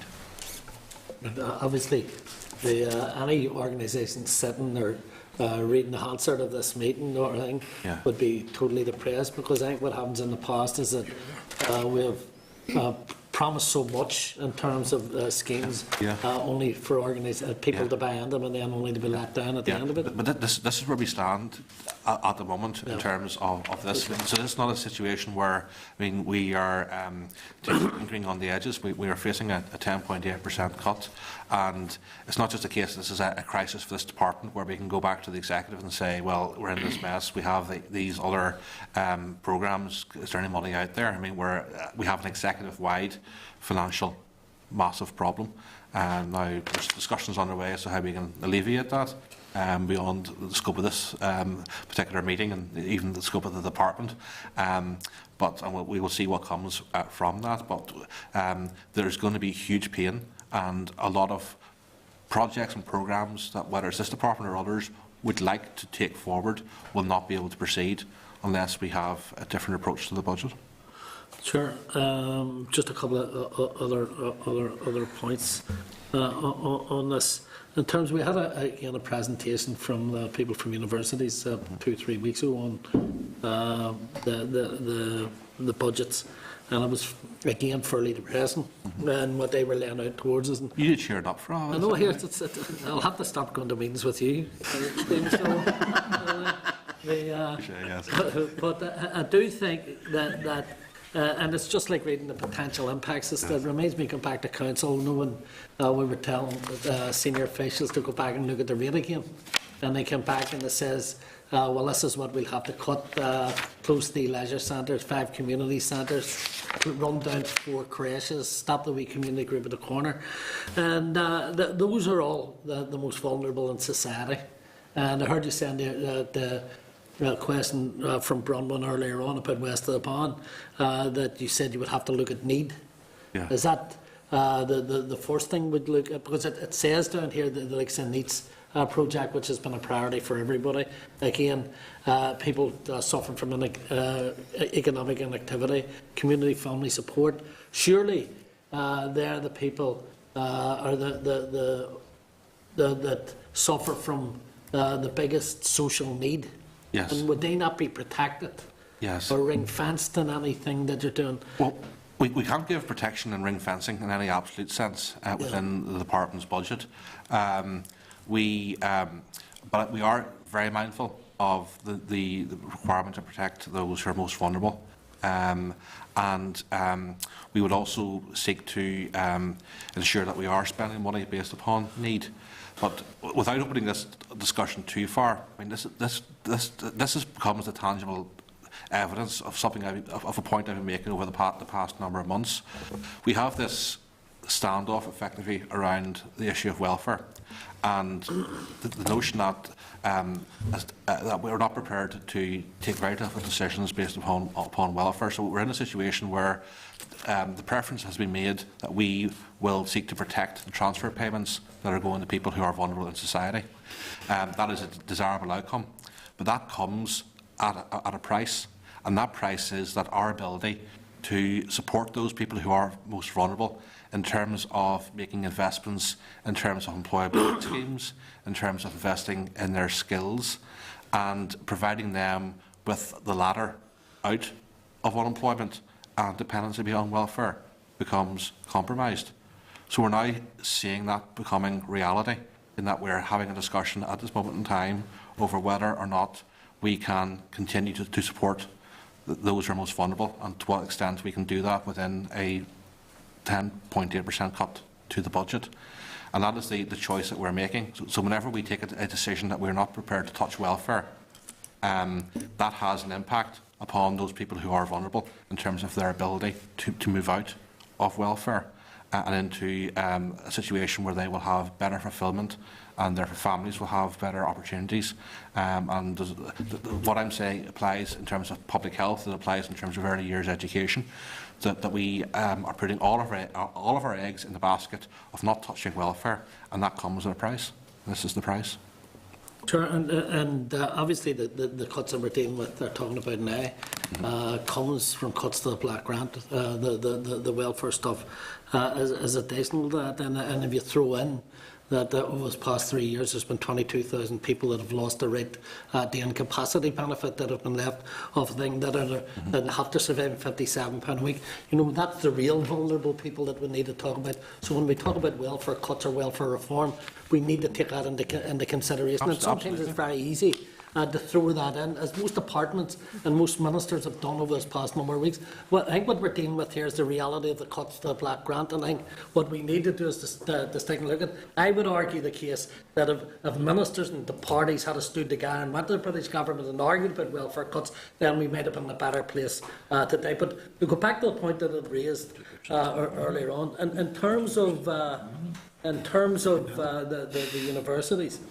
Say they came in, they spoke about the cuts of possibly 1,100 places in university. I read somewhere recently that Queen's was probably one of the wealthiest universities in these islands, and would it not be a possibility of going and saying, like, we're going through severe economic hardship now, Is there any possibility you could tap into your reserves over the next couple of years to see us through this difficult time? Well, first of all, I wouldn't say Queen's would say they're one of the wealthiest universities in these islands. If anything, they're operating on a scale that is actually smaller than many of their counterparts. So there's a deep issue regarding their competitive position vis-à-vis their colleagues, which again feeds into our position locally in terms of our ability to again attract investment and invest in skills and research. It's very easy for people to say, well, you've two universities there, they have reserves, well, they can eat into those reserves and that will solve the problem. First of all, that notion only funds you for a certain period of time because reserves are not something that is a recurring amount of money that comes available to them. The more immediate point is that what on paper look like reserves in many respects are not areas where they have cash at hand. What you mean by reserves at times is their land and property. And that doesn't mean they're sitting on big surplus land. I mean, it is the fact they have buildings that they are operating in and providing the service in. It refers to their pensions. They are also required to have a certain degree of cash on hand to meet contingencies, and that is a requirement from HEFCE in terms of their room for manoeuvre. There's other aspects of the reserves, Heather, that are... Yeah, some of the reserves are required for servicing capital investment that they've made in the past as well. In the case of the University of Ulster, they have to have a certain level of reserves so that they don't fall foul of their loan agreement with the European Investment Bank, for example. So there are some requirements put on them to have reserves at a level. If you dip below that, they're in breach of contract and they would be liable to have to repay the loan. So there are risks with reserves. Okay, Very good, Joe. okay, Claire. Yeah, thank you. And apologies for missing your presentation. I fully appreciate the budget constraints you're having. You know, I sit here very, very frustrated this morning, as I imagine a lot of my colleagues do. I kind of want to touch back on what you said in relation to capital projects, because whilst the chair's ears might have pricked up in relation to the NRC, mine certainly did as well. What is the detail on that? Are we going to have a new build within, I would like to say, Coleraine in the next 2 years? Well, it's unlikely that you would have a new build in Coleraine in the next 2 years, even if we press the go button this quickly, because there's a site to be confirmed, planning application to be acquired, and you have to then tender for your construction and build.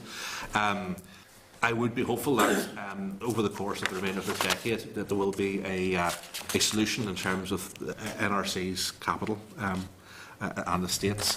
It is an area where, as part of their own reform programme, they do need to be consolidating their estates, and it is a matter of urgency that this does indeed happen. So I don't think it's a case of if. I think it's a case of when and how we can fit it into an overall programme. The quicker we can get the business case signed, sealed, delivered, then we're in a position then to make decisions upon allocation of funds. Is there funds available for them? Because it was my understanding that this was almost confirmed and we were just waiting on when, and it wouldn't be within, you know, even after the 2 years, it would be within that. Yeah. Well, we have the we have some capital available, and an element of that does relate to further education. There's also been an ongoing rolling assumption of money becoming available 1620 in relation to further education, in relation to how funds were managed by DFP over the past number of years, in relation to capital, where we surrendered some money and then the money to be reallocated back to us in due course. But we also have to bear in mind the scale of what we're talking about in terms of right across the FE estate. You have the spreadsheet at hand there, Stephen. I mean, potentially what are we talking about in terms of investment in Northern Regional College across the Northern Regional College is 300,000 mentioned here. Yeah, but in terms of the actual value of the entire redevelopment of a North Coast, I said, not wishing to show our hand as to where it's going to be, in case we have a row, and the Ballymena solution, you're looking at many tens of millions of pounds between the two of those. And the fact is, as of today, we don't have an approved business case from Northern Regional College. You know. And I suppose the difficulty as well, talking with some of the stakeholders involved, is that the problem with this is you have to justify the spend based on bums on seats. Yes. Unfortunately, the NRC in its current state is not fit for purpose, and it's not attracting the students that it needs to attract. Yes. So how can we justify that spend when, you know, we have a facility that, you know, really does, you know, it's to me, it's not a case of when, it's a case of, you know, we need it now. Well, I would be very optimistic about Northern Regional College. First of all, a new principal has been appointed in the past number of months. We are about to announce a new chair of the Board of Governors of the college imminently. So we have new leadership in place. They're aware of the challenges that are there in terms of the college and how the scope for improvement in terms of delivery can be met. In the northern region, there's actually some real opportunities, also some real challenges. Obviously, you have the potential closure of JTA Gallagher. You also have Wrightbus, you have other major employers there. So there's a real strength in terms of engineering skills. Just to give one example, you have the potential, we had mentioned this already, about the tourism potential, hospitality potential, particularly in relation to the North Coast. So there's the economy there can be dynamic. The NRC will be a key delivery partner in that regard. They have a job to ensure that they are providing a proper spectrum of appropriate courses, and in some senses our final decisions based around what we do in capital will be based around their decisions on curriculum. That's probably the key trigger we need to bottom out before a business case is signed off. But ultimately, I think there is a very clear situation where we can more than justify a consolidated campus in the Ballymena area and a consolidated campus in the northern part of the area, because you are essentially consolidating what are a wider range of buildings at this stage. So there's an inbuilt efficiency from doing that. But we just want to make sure that they will be designed and built around a proper spec based upon a curriculum that is going to be sustainable. I suppose I'm just putting it in the context that Korean, you know, has been slated as an enterprise zone, which we're yet to sort of sign off on. You know, we have Project Kelvin coming ashore in Portrush, and you know, there's so much opportunity that we can make use of with the NRC, with the university, which also sits in Korean. You know, I'm looking at this, and I would be interested to know if you're working with the Department of Education in that respect. There's a lifelong learning approach, particularly within Korean. I think there's a lot happening in terms of amalgamated skills and all of those things, the repercussions of vocational education, all of those things. And I'm concerned to hear that it's not confirmed, because I was under the impression, speaking with some of the stakeholders involved, that you know, we're moving ahead with this as soon as we can get something in place. Yeah, but all I can just to reiterate, I don't think NRC is an issue of if, it's a question of when. Okay. But there's certain things we have to ensure are in place, that we're doing the right investment. But we will seek to deliver it. I think there is a risk in terms of delay, in terms of availability of capital resource, and it would be wrong for us not to make that a particular point. You touched on some wider issues around the current approach to the entitlement framework, which we're not happy with as a department. I don't think enough use has been made of further education, and schools are trying to replicate the vocational offering that can be better provided through further education. However, through our new system of youth training, I think there is the potential for a revised 14 to 19 strategy being agreed with the Department of Education, and they're very much aware of what we're doing around youth training. So that does give some degree of potential for a renewed focus in that regard. The total cost, Minister, is 35 million for the project, and 20 million will be spent. Yeah, in 17-18. Okay, and just to clarify, you said that's if, when, and potentially where as well? Yes, well, yes. Yes. Yeah, you made a very good pitch for Coleraine, but Ballymoney's still... Oh yes, absolutely. Point taken. Is there a proposal from the committee on that? We're more interested in Enniskillen around this table. I make one other point. Stephen, you had alluded to the financial transactions capital. Since I came to this seat in May, it's something that I've been very interested in, and it seems to me that it's almost a term that's just been thrown out there, and people don't seem to understand, you know, how to use it and who can use it and what's appropriate. You know, is there opportunities within even the FE colleges or the higher education universities to make use of that? Yeah, well, to give an example of who has used it, and that's been Ulster University in terms of the new build, and that's been used quite extensively. So there's no reason why a project sort of that nature cannot use it. It's getting all the sort of ducks in a row in terms of the mechanics of it, but it is out there to be used Am I for wrong in saying significant that it capital has to be projects. facilitated through local government? Is that no? No, it doesn't. I mean, at the risk of oversimplifying it and probably getting it wrong, by and large, the recipient has to be in the private sector or quasi-private sector. Now, you're absolutely right. Higher education, universities as autonomous bodies, we can make a case for them to fall within that definition, and that's why Ulster University is benefiting. Yeah. Queen's could similarly be in the same boat. As Stephen said earlier, it requires a bit of a change of mindset because they are not used to borrowing from government, if you like. They're used to getting grants from government for capital build, but given the times that are in it, they may need to start thinking more innovatively.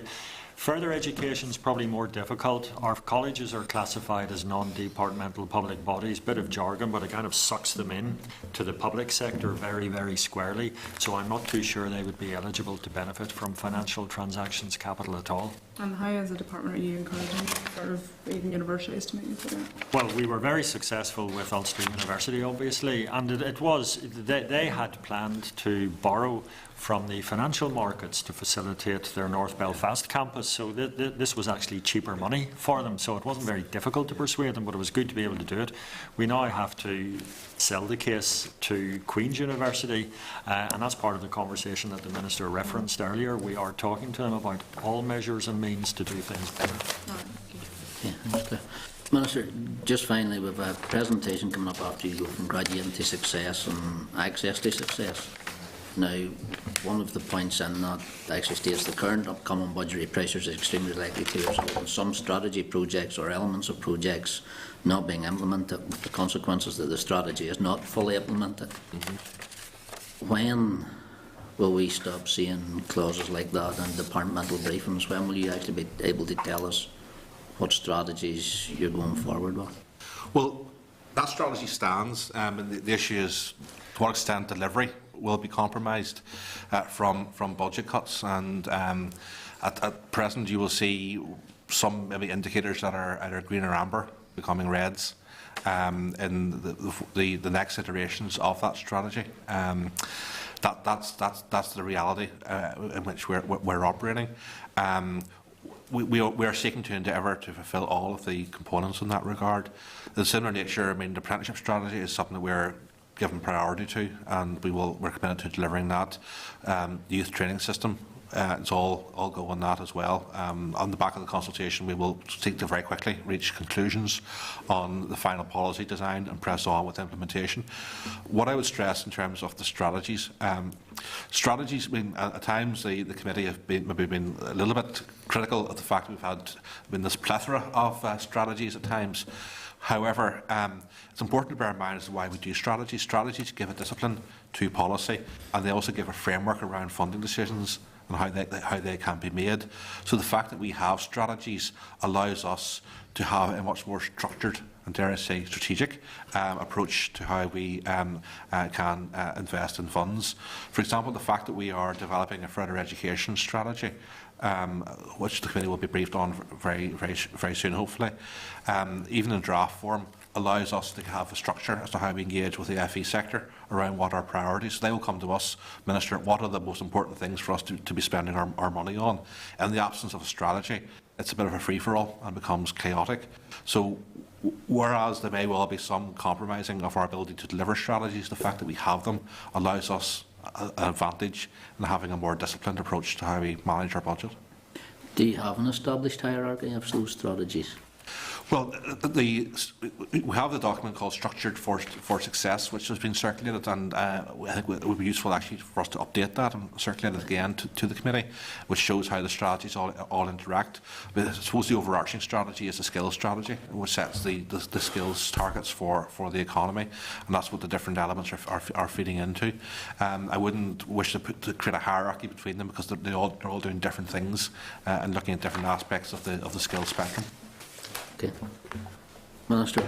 Thank you very much for your time. I know Very welcome. We've run well over, but appreciate your commitment. Important to the issues. committee. Yeah. Just to say, Chair, that we'll seek to come back to the committee as early as possible in the new year formally, just to set out our thinking once we crystallise our thoughts ever further in that regard. So we'll maintain an ongoing dialogue around these issues. Okay. Thanks, Stephen. Thank you. Members, just can I refer you to page 63 of your packs, which is draft budget 1516, and it's actually a request from the Committee of Finance and Personnel, who would like to follow convention by preparing a coordinated report in the draft budget for a take-note debate. They are actually looking at some reply from this committee on the issues we've raised, and they want it by the 12 noon on Friday the 5th of December, which is Friday week. We don't have another formal meeting by then, so it's just what way the committee wants to proceed with this. Your recommendation? Well, we're not actually 100% sure the Committee of Finance and Personnel is going to do a coordinated report. Right. But we could, if we put in suggestions. I just feel if we give our information to the Committee for Finance and Personnel, it doesn't leave us any input into a budget debate because it becomes their argument then. It's up how members want to proceed. Could we get maybe the clerk to draft a paper and do it by But I presume you'd still correspondence? be allowed to participate Oh, we in still the, can in the speak, debate as the yeah. chair of the committee, wouldn't you? Yeah. Do you want to, if the clerk drafts a response and we do it by email? See what I think. Intent? Yeah. Okay, Madam thanks. Chair, mostly do you protest about the large cut to the percentage cut, 10.8%, and going through the minister's figures is just almost impossible to do. I think that's something every party around this Yeah. table for the committee is unanimous with, and I think there's a concern there. Tom? Are we going to be putting this to finance, this? To the Committee for Finance and Personnel for their coordinated Yeah, response. well, I mean, I think one of the things we should be stressing as a committee, the concern that we have of the impact this is going to have on the economic growth in Northern Ireland, you know, especially the cutbacks to FE colleges and the universities. That's going to have a big impact. I think we should stress that because that was one of the main issues. How is it going to affect this? I mean, if the government's going for growth, is their policy, you know, we need to try and tie that in some way that are not going for growth. That's right. Get back integrity. You know what I mean? Skills. Yeah. That's the wrong. That's not. That's the Yeah. other one. But anyway, the economy, like, and this year's something that's going to be cutting back in that. Then that's a concern we should express, and I think. Yeah, absolutely. I mean, the programme for government top priority is building the It's the economy. economy, yeah. So, you know, how are we going to do it without, without skilling our young people and upskilling others? Chair, I think it's important as well that this committee expresses concern that the department did not make any bids in the last monitoring round, Yeah. given the fact that it does play a key role in providing opportunities for our most vulnerable and marginalised. Yeah, that's a valid point. Okay, members, the clerk to draft that and circulate it round if we need a response as quickly as possible. Members, our next briefing then is the departmental briefing on new further education strategy. Members, page 233 of your packs and 242 is the PowerPoint presentation. Can I welcome Darrell Young, Deputy Director of Further Education, and Ms Margaret McKenna, Head of Further Education Strategy Programme Branch. You'll appreciate, folks, we have run over slightly with the Minister, so if you could curtail maybe your presentation to 10 minutes. Yes, Chair, we'll certainly do that. We'll go through the presentation very quickly.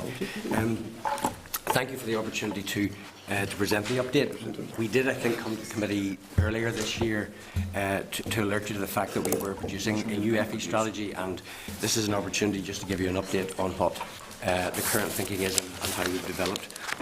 I would make a couple of introductory comments, I suppose. In terms of timing, you could argue that it's not the best time in the world to be developing a new strategy for FE or indeed for anything else. But having said that, the strategy itself will have at least a 10-year look, so we will be looking to set a strong strategic direction for the sector going forward, and hopefully we will be in better financial times as that period progresses. The other thing, as the Minister has said, is that it will in the shorter term I think, help to focus the minds in terms of what's most important about FE, and that will help with the process of budget cuts that we're going to be facing. The other general point, I suppose, is the nature of the FE strategy is in some ways different from the previous couple of strategies that you will have heard about, which is the apprenticeships programme and the new youth training system. Those are both things where an old programme will stop at a point in time and a new programme will take over. The FE strategy isn't like that in the sense that it's very much building on what we believe is a very strong FE sector that's been delivered through the previous and current FE Means Business strategy. So it's more a progression of that rather than something stopping and something totally new starting. But again, having said that, the sector will of course be key deliverers of the new apprenticeship programme and also the new training system at level 2 for young people. So it will be involved in those programmes in a very close way. And then just make some general comments, because you'll have seen the presentation and we did a briefing paper as well. So with the time constraints, I'll just pick out some of the highlights, if that's okay. And just to say then that the FE sector is, we believe, starting from a very, very strong position in terms of what it's delivered over the last number of years. There are areas of very strong practice across all of the colleges, and one of the things we will be seeking to do will be to encourage them to share that. Retention and achievement rates have improved considerably over the last number of years. Retention is now 89%, achievement 87%, which is up from 80% just a couple of years ago, so a very, very good achievement. Very strong economic focus to the work that colleges do, and that's increasingly through the various programmes that we have to support upskilling the population, or supporting inward investment programmes, which you have heard about. Increasingly, colleges are using technology in innovative ways to actually deliver their curriculum, and that will be one of the key themes going forward. The mergers themselves have been very important, I think, in bringing the FE sector to the position they are now, because they are larger, more influential organisations in the economic context, and that has been very beneficial. So we want to build on all of those strengths, but taking account of the changes to the economy that have happened in the meantime, and the new major programmes coming in, like apprenticeships and like the youth training system. So there will be 5 key themes have been identified around which the strategy will be built. One of those is curriculum, and there are 3 elements to that. There's the what curriculum should be delivered, the how it should be delivered, and who it should be delivered to. The what bit goes back to what the Minister was saying earlier about ensuring that the qualifications and the courses that colleges deliver are those courses that are needed by employers. So we will be working with the systems that are set up to ensure that the apprenticeship programme is meeting the needs of employers. The forum that's been set up, the strategic partnerships, FE colleges will be represented at those, and in particular the strategic partnerships involving employers will be designed crucially in the content and the shape of qualifications going forward. And the curriculum managers within colleges will have a key part to play in that, so that we can be sure that what colleges are delivering and other providers are delivering are what employers need. In terms of how, we will be expecting and encouraging colleges to look at increasingly innovative ways of delivering curriculum, particularly with the use of technology, to ensure that the provision is delivered is of a high quality, is interesting and is innovative in terms of the learners, and encourages learning in perhaps a more efficient and effective way as well. The FE sector has a very, very wide range of learners, and one of the slides in the pack that you will have seen draws attention to that. So it's not a one-size-fits-all. The sorts of programmes that will be suitable for young people at level 2 and level 3 will not be the sorts of programmes necessarily that will be suitable for older people who are operating perhaps at a lower level, or older people who are in work and want to be upskilled. So we do have to take flexible approaches that take account of where the learners are at a particular point in time. The second key theme is economic engagement, and this is the work that colleges do directly with employers, whether it's in the area of innovation, helping them to produce products that are better in the marketplace, and generally helping them with their upskilling. So colleges do a lot of work directly with employers, as well as the work that they do to provide individuals with skills, and we want to make sure that that work continues effectively. Social inclusion will be a theme, a very important theme going forward, because colleges have always been recognised, again, from taking learners from all sorts of different backgrounds and contexts. And the Department's view of social inclusion, and certainly as far as the FE sector is concerned, is that one of the best ways of handling social inclusion is to make sure that people have the skills and qualifications to help them get into employment. And so encouraging and widening participation of hard-to-reach learners will be a particularly important theme in the strategy. We also want to look at quality and performance measurement. Quality in terms of making sure that the programmes that are delivered as effectively and efficiently as they possibly can be. We also want to make sure that lecturers are qualified. We have a much stronger qualification policy for lecturers than in other parts of the UK. We want to build on that and make sure that that continues. There's also a strong theme where colleges and lecturers will take time out in industry to make sure that their pedagogical skills and their knowledge of industry is kept sharp and focused. We also want to look at new performance measurement. We're really strong now in monitoring enrolments and retention and achievement, less so in terms of progression and where learners actually end up whenever they leave college. And so that's going to be a strong focus going forward. A fifth theme will be internationalisation. And this is where we want colleges to take advantage of work placements for their learners outside of Northern Ireland. Work placement is an incredibly important way of preparing learners to engage in the workplace. That's been documented in both the apprenticeship review and the review of youth training. So we will also have work placement at the heart of learning programmes in FE, but we want to stretch that to include placements outside Northern Ireland as well, and also for lecturers as part of their industrial knowledge.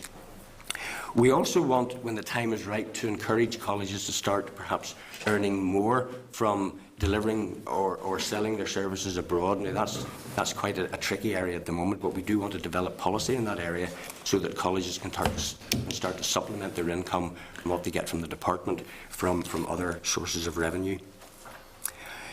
There are also then, finally, a number of cross-cutting themes. Collaborative working across the sector is really important. One of the recommendations coming out of the strategy will be that we don't want or need to merge the sector any further from the 6-college system that we have. But we do think there's a lot of potential for colleges to collaborate with each other from an efficiency point of view in terms of a shared services approach, and the colleges are already making a lot of progress in that area, but we want to accelerate that.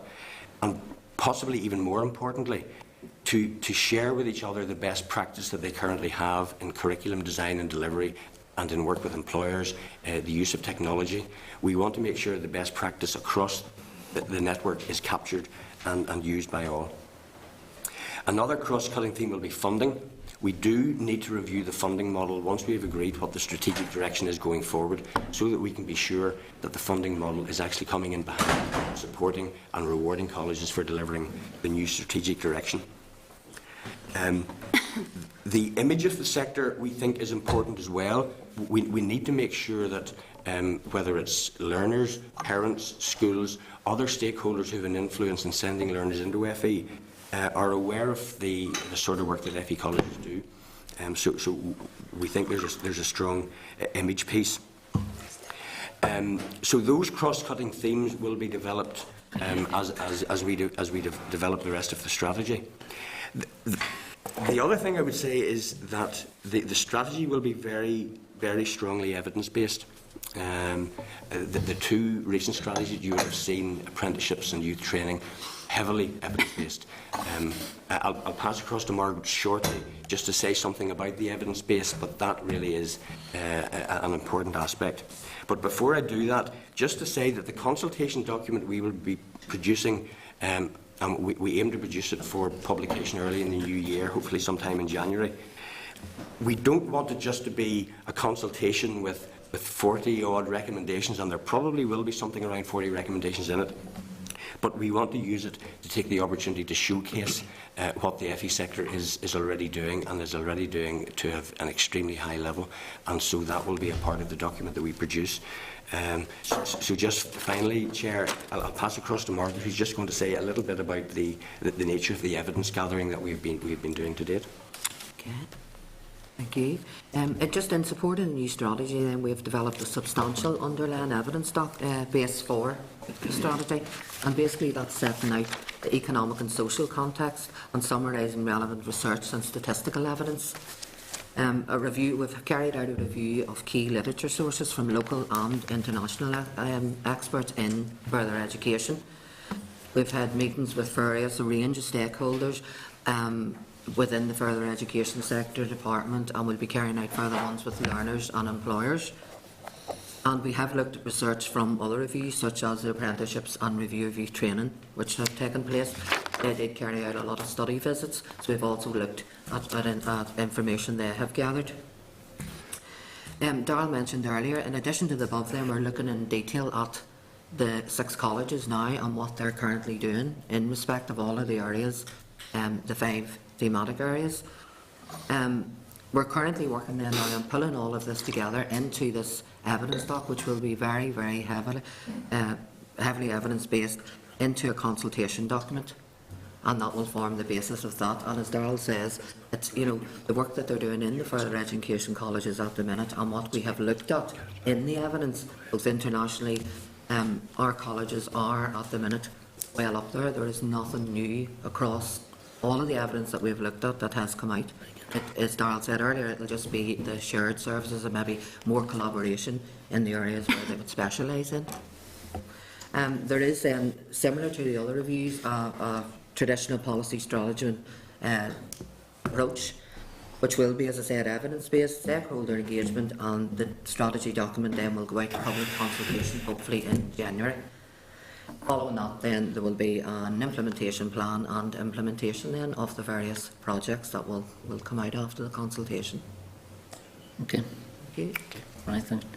So, just in regard to, as one of your slides here, I think it's this 12th slide in the presentation, what's the difference between a regulated and non-regulated enrolment in FE?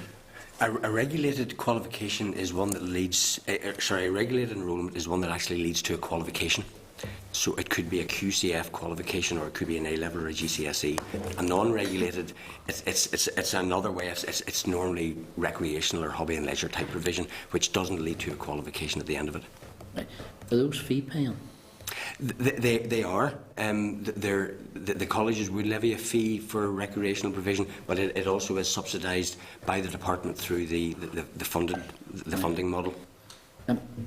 It's just with a presentation yesterday in regard to, it was actually adult learning, and it was the Welsh model had been pursued, was actually when they found some colleges giving up those evening classes, the participants were willing to pay to keep them on. And it's just a notice from this presentation you have, between 2003 and 2012, the number of people undertaking non-regulated enrolments has actually dropped by 64,000. It has. I have to say that probably has been a direct result of the implementation of the stronger economic focus to FE means business, and it wasn't something that came as a shock to us or even as a disappointment to us, because I think that the balance up to the point of FE means business, up to the point when those figures started, probably wasn't the right balance. It was too heavily in favour of that type of provision, and we wanted to swing it round to a more economic focus. So that was probably the sort of trend, and the upward trend on the regulated was what we expected. Yeah, but you increased your CAPS has been ongoing for a long time on these leisure evening classes. I know at that time I got lobbied by many constituents about evening classes on creative art or gardening. Yeah, but I think when you see the increase in the regulated, it's 15,000 against a drop of 64. Where I really want to go with this, you're talking about bringing in students to your FE from abroad, which would be a new...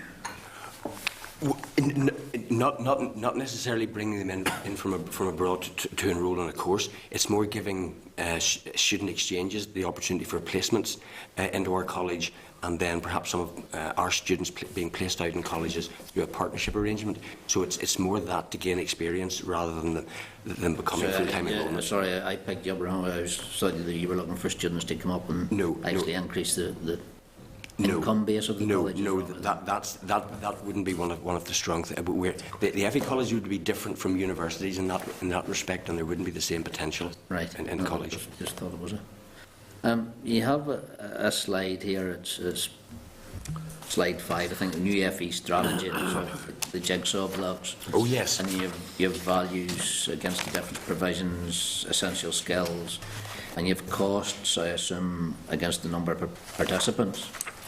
The blocks there on apprenticeships and entitlement framework are blank with either a value or a number of participants. Is that intentional, or is it because you have no idea or conception at this time of how much people actually realise? No, actually, the economic engagement one is a difficult one, because that's the work that we do with employers, or that colleges do with employers. We should certainly, you're absolutely right to point that out, we would be in a position to fill in those gaps in that entitlement framework piece, because we do have figures in terms of numbers and cost as well. What I would say, though, is that the entitlement framework is that's money that colleges earn now directly from schools. The budget for the entitlement framework is fed to schools, and schools then buy that service off the colleges, but we would have that information. Could you provide it to us? Yes. Yeah. Okay, thanks. Well, Thanks for the presentation. In terms of the strategy, one of the big problems that we see is the differential perception there is of further education and higher education. And I think in the last 10 years since FE Means Business has been implemented, that differential has reduced somewhat. As part of the strategy, do you intend to reduce that gap again? We very much do. I mean, it's just I suppose, like the Minister was saying, I think the mantra now is to try and get people in Northern Ireland up to as high a level of skill and qualification as we possibly can. And that partly reflects some of the other trends in FE. I mean, there would be smaller numbers of level 1, there would be big increases at level 2, and some at level 3 as well. So we are trying to do that. But yes, I mean, at the moment, further education colleges, I think I'm right in saying, deliver about a quarter of all HE delivered in Northern Ireland, so they are big players, albeit at the sort of the sub-degree level through foundation degrees and ONCs, ONDs, that type of qualification. But that would be something that we would be looking to build on. I think the other relevant thing here is the fact that we do want to encourage right across the piece more part-time learning to complement some of our full-time learning, and that's where we need to look at the funding model, because sometimes there's a disincentive to colleges and indeed to learners to follow a part-time path rather than a full-time path. And as part of upskilling the workforce who are already in work, part-time is clearly very important. So that will be one of the things that we will be looking at. I think the other point worth making is that I think the changes that are happening in the apprenticeship world, and particularly the higher level apprenticeships, where there will be a route through, a parallel route through the same levels as people coming out of traditional university courses, I think that will help to strengthen the image of the FE sector alongside other education providers in the views of parents and learners and schools and others. So I don't think there's not a single answer to that, but that will happen, I think. And in terms of working with employers, in terms of making sure that their employees and potential future employees are scaled up in the right areas? Yes. As part of this strategy, will FE providers be able to go into organisations and deliver tailor-made programmes for employers at a cost to the employer? Yes, they will. There's a mix. There's a mix of that. I mean, Margaret and I were just down yesterday morning with the Southern Regional College, getting a lot of detail from them about the way that they engage with employers, and it is a mix. They support employers in areas of innovation and product design and stuff like that, but they also do go in and deliver bespoke programmes to employers, to employees. Sometimes that leads to qualifications, a lot of times it will, sometimes it doesn't if that's not what the employer and the learner wants. But that's probably the easiest way actually to meet employers' needs, because if you've got someone coming into college who aren't employed, they're just going into standard courses that are put on the curriculum. But if you've got colleges going in and actually having a discussion with an employer about specific skill needs that they have, then it's guaranteed that what's delivered will meet the needs of the employee and the employer, and that is happening, and that's what we want to increase. But it'll also generate revenue for colleges at a time when they're getting it tight to get money? It can. There's a mixed economy with that. Some of it would be what we call on a full cost recovery basis. Some of it employers do that through using other programs that we have, like Skill Solutions, which does provide some subsidy when colleges go in and deliver that to employers. So it's a mixed economy. And coming from Fermanagh, one of the big problems my people face is having to go to Belfast or Derry or Dublin or further away to get a degree. Yeah. And we're now seeing an increased number of undergraduate degrees being able to be done through the FE colleges.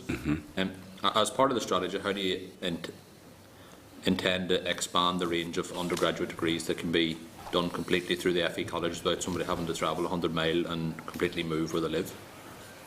Well, I think there's a number of things to that. One of them is making increased use of technology, and that's what we're doing. In the presentation that you probably hear after this, one of the projects is colleges operating more in that space. So, for example, the Southwest College in your area will be running some pilots for people who have completed their foundation degree, but who want them to go on and complete their bachelor's degree on a part-time basis. And there's actually a pilot that will be starting sometime in the next 12 months in the Southwest area to look at that. We purposely chose Southwest and the Southern Regional College as two colleges to pilot that approach, because they're furthest removed from the university that we have. Okay, thanks for that. Okay, William? Yeah, touching on a similar theme on that issue of understanding employers and skills needs, that will be done at a local level, I presume. It will be done locally, but it will also be done sectorally as well, under the approach of setting up strategic partnerships for the apprenticeship programme and for youth training that FE will then come in behind with.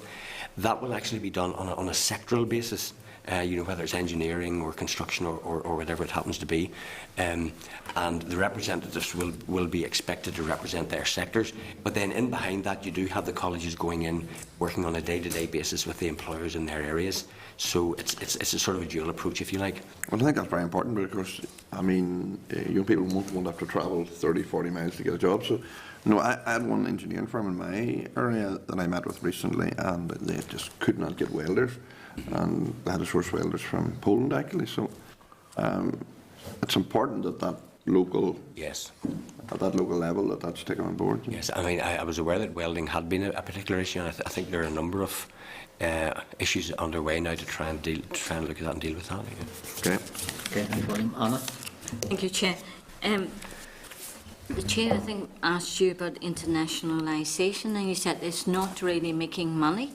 It's just student exchange, is that what you said? Well, let me explain. There's probably four dimensions to it. Okay. There's student exchange, to have students coming into our colleges for a period of time, and the vice versa, and that helps the student experience. We also think that college lecturers should be doing the same thing, again, for their own personal development. Our colleges then also have a number of partnership arrangements with similar organisations in other parts of the world, and that helps stimulate the exchanges, but it also helps to share best practice. The fourth area, and one which is perhaps slightly longer term that we need to take some care with, is colleges actually going out then and earning revenue from the services that they can sell to other countries. And some colleges are already doing this as part of partnerships with other colleges in England. Some colleges are doing it on their own in small areas where they're selling maybe quality improvement techniques to other colleges where they've got a strength in this area. So that is happening, and we think that probably could be expanded. But we need to move slowly in that for a couple of reasons. Firstly, we don't really have a policy for it. We're not 100% sure how it sits alongside the NDPB status that colleges now have. And frankly, the other thing is we need to be sure that in doing it, colleges wouldn't take their eye off the local ball and use their best or most qualified staff to be dealing with issues in other countries rather than here. So there are a number of issues that we need to explore in that particular aspect, but it certainly is one that we want to start looking at. Well, I certainly think FE can make money out of attracting foreign students. Queen's has the Into College. They bring in students who don't have the qualification to go into university degrees, so they do a year or 2 year in Into, and then hopefully they can then get into Queen's. So that's something FE colleges certainly can do.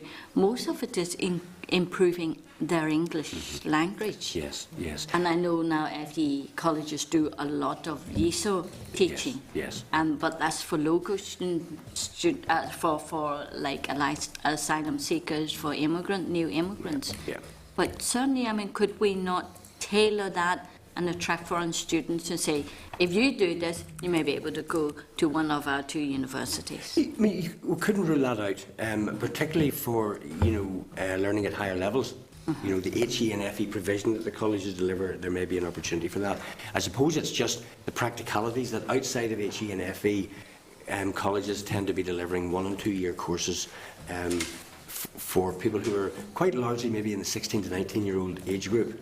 And it's in that area that it probably would be difficult to encourage students from further afield.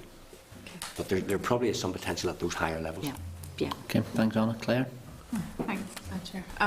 I suppose I alluded to it earlier with the Minister. What's your thoughts on sixth form colleges offering similar courses, vocational courses, and your sort of relationship with them as an FE college? Do you find it almost as a threat?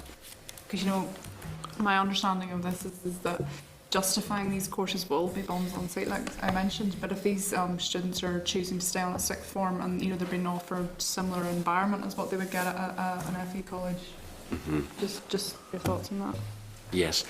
I mean, we in the paper that we provided, we actually did a SWOT analysis, and among the threats was the demographics, I guess. And there's a number of interesting things happening to the demographics. The number of younger people in that age group are reducing over the next number of years, but also increasingly young people are deciding to stay on school into sixth form rather than leaving school. The more worrying thing I think that we've identified is that a lot of those young people who stay on into lower sixth in school actually then leave either during or at the end of years at lower sixth and don't stay on to do their A level. Indeed, we suspect that some of them may even be kept on in school to repeat GCSE and do some vocational qualifications. We do have concerns about that. I mean, our view is that vocational qualifications are best taught in FE colleges by FE lecturers who have got industrial experience and where the equipment is there and all the rest of it. And we are having ongoing discussions with the Department of Education on this. The other thing I think as well that the Minister alluded to is in the slightly longer term, I think whenever the new apprenticeship programme and the new youth training programme really gather some momentum, I think that will change the dynamic of what happens in that 14 to 19 space, and perhaps does open up the opportunity for us to have a different type of discussion with the DE in a strategy in that area. Okay. But there are issues there, there's no doubt. Okay, Roma. Just on the back of Claire's point, and I think that's quite important, and I know in a recent meeting with South West College, we do have quite a number of students who actually go to South West College to do courses that aren't currently being provided. So South West College would complement the existing schools. So it's important that I think we do put a focus on that FE colleges can actually complement and assist the local secondary schools. Yes. I think the figure that we got is there's 2,000 students who come to South West College in uniform to do an A-level, whether it's in engineering or agriculture, which isn't currently provided at their secondary school. So, you know, there should be a wee focus put on that. Yes. So that nobody's under threat. Well, I think these can complement each other. Indeed, and where it works like that, it operates extremely well. I mean, it's just interesting. One of the slides in the pack shows the entitlement framework enrolments have been reasonably stable actually over the last. I mean, it was 13,000 in 07-08, but it's 12,500 in 12-13. So it's been reasonably stable. I think one of the things that's happening is some of the funding of the entitlement framework from the Department of Education, removing some ring-fenced funding is perhaps going to make it slightly more difficult sometimes for schools to collaborate with colleges, and that's one of the things that we need to look at, because we don't want to lose a lot of good practice that's currently going I on. think that's an important point, and we should follow up on that as a committee. Okay, thanks, Bron. Claire, very quickly. Yeah, thanks for Chair for letting me in again. Just really to follow back on what Bronwyn said in relation to partner working. I work with the community voluntary sector quite a lot, and there's some programmes where they would work with the local Northern Regional College and sort of facilitating community volunteer groups, probably in those recreational kind of subjects you're talking about. Is that sort of part of your future plans?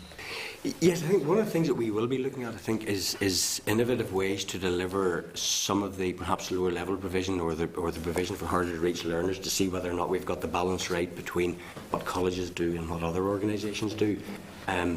Belfast Met, for example, we already have very strong partnerships with some of the community training organisations in their area when they're delivering some of their TFS programmes.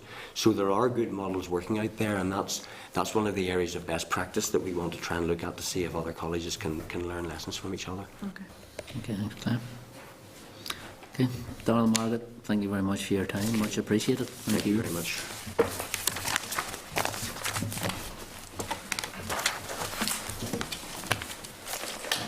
Okay, members, just moving on then. Agenda item number 9 is departmental briefing update and graduating to success and access to success. Members, page 266 of your packs and the PowerPoint of 303.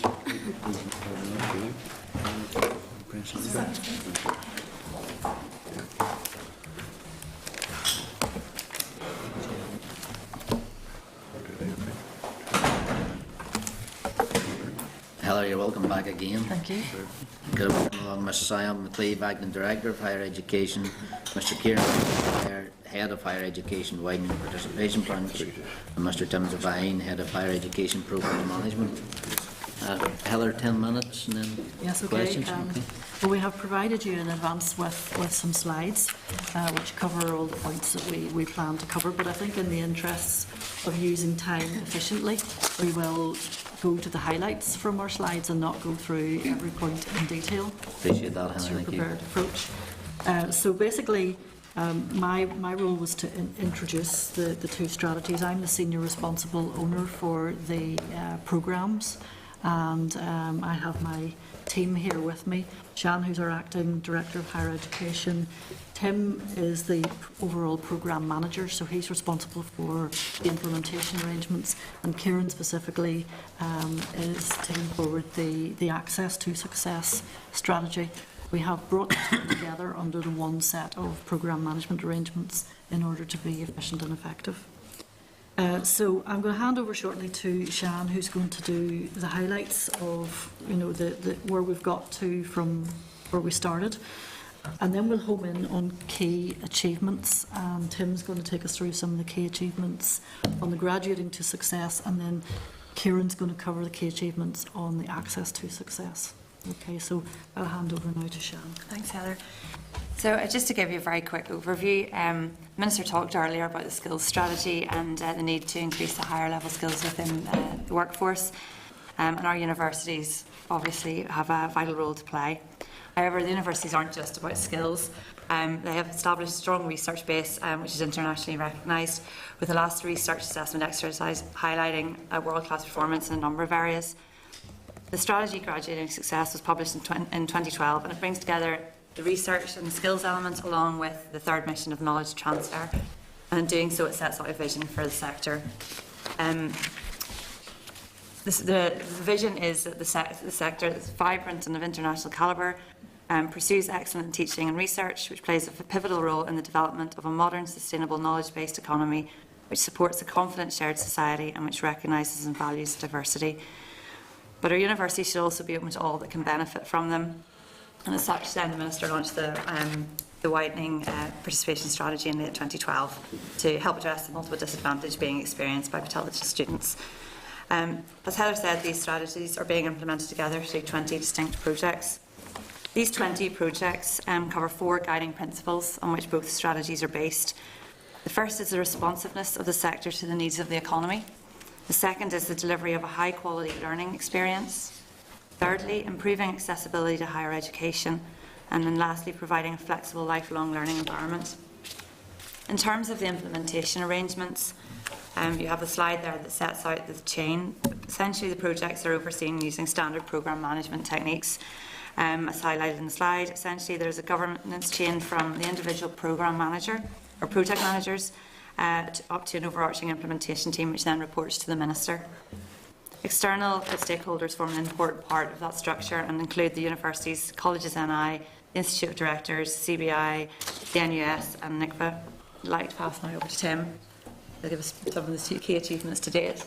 Okay, and you have a slide kicking off which is the key achievements slide, and where we're trying to highlight some of the key outcomes over the last couple of years as the strategies have been implemented. Paragraph 6 of your update gives you a list of the 19 projects. We've amalgamated 13 and 15, so there's now 19 rather than 20. But we still tend to talk about 20 projects in total. Overall, bearing in mind that the strategy runs through to 2020, we can report that good overall progress has been made over the last couple of years, first couple of years of the implementation. 17 of the 19 projects are classified as being on target. We have 2 projects classified as amber or medium risk.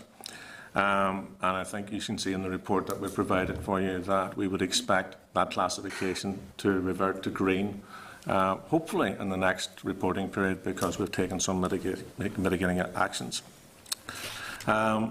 Some of the key achievements to date that you can see, I think we start off with Project 3 because it's the first project that's actually been completed in its entirety. It's delivered all 4 of its actions in full.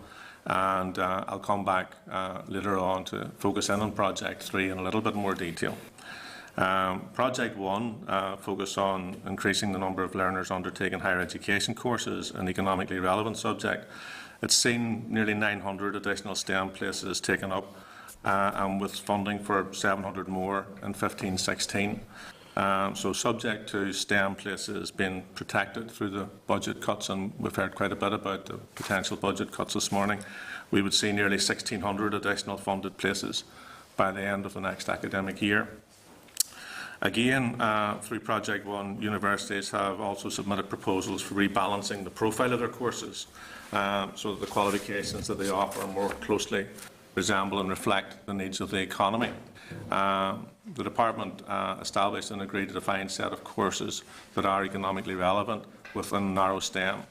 And this has been agreed with the institutions, and we will be holding annual meetings to discuss progress on rebalancing provision.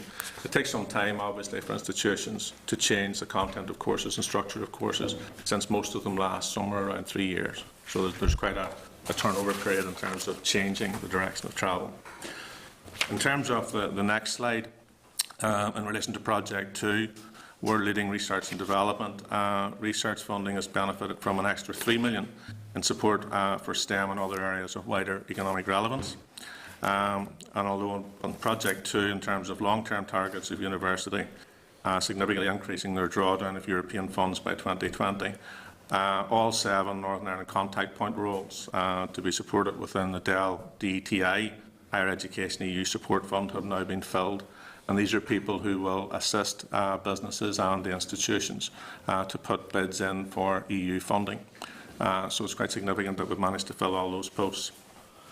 Through Project 5, student charters provide a summary of all services that are offered by the institution and set out the respective roles and responsibilities of the learner and institutions are now in place across all HE providers. I've already mentioned that we've amalgamated Project 13 and 15, which relates to the review of the higher education funding model. We have a first draft of the consultation paper ready, but with the budget situation as it is, I think we need to await the budget settlement and then consider how that fits with the consultation document. So I think we would need another couple of months to get that consultation document out, because it'll have to take account of the budget settlement next year, and also we'll have to take account of the likely CSR settlement for the longer term. So that document is, while it's ready in the current budget scenario, will need to be revised in the light of the budget settlement for next year and indeed the broader CSR settlement moving forward. On the next slide, you can see that Project 10, and Darrell has already mentioned Project 10 in passing in his presentation. It's about establishing university bases at FE colleges. And 3 steering groups have been established to oversee progress with the 3 pilots: South West College and Ulster University, South West College and Queen's, and Southern Regional College and Ulster University. We're hoping that all the provision associated with the pilots will have commenced by September coming 2015. There is an emphasis on technology and on distance learning with those projects, and the learning from the 3 projects we hope would cascade out in the longer term.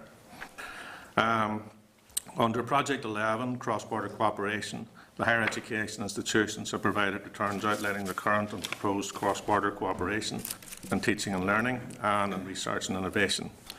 And there have been a significant number of achievements flowing from Access to Success key actions, and Kieran's going to talk about them in just a moment. To save time, we were originally going to have our head of research come in and do a presentation on the outcomes from Project 3, because it is the first completed project, and it's been actually very successful. So the next couple of slides that are in your pack relate to Project 3 and the outcomes of it. The 4 outcomes at a high level have all been supported by 2 DEL programmes. Firstly, the Higher Education Innovation Fund, or HEIF for short, through which DEL commits to the core funding of knowledge transfer activities. Through HEIF, the department provides the underpinning and core funding for the 2 universities' business and community-facing activities, and currently they're supported to the tune of about $4 million a year. The programme aims to encourage the higher education sector to increase its capability to respond to the needs of business and the wider community, with a clear focus on the promotion of wealth creation. The second programme that supports Project 3 is the Connected programme, and it receives just over £1 million a year in support from the department. It's funded by the department and delivered by Queen's University and University of Ulster and the 6 FE colleges. It seeks to enable the universities and colleges to identify and meet the knowledge transfer needs of business in a holistic way, and to help business improve their performance by providing a one-stop shop for them to access knowledge and technology support services. And again, Darrell mentioned some examples of that in his earlier presentation. Connected is able to help companies of all sizes in Northern Ireland to access world-class expertise, technology and research from the Northern Ireland universities and colleges. It assists them to boost their competitiveness, develop new products and increase market opportunities. We've seen significant growth in the success of Connected over the last couple of years.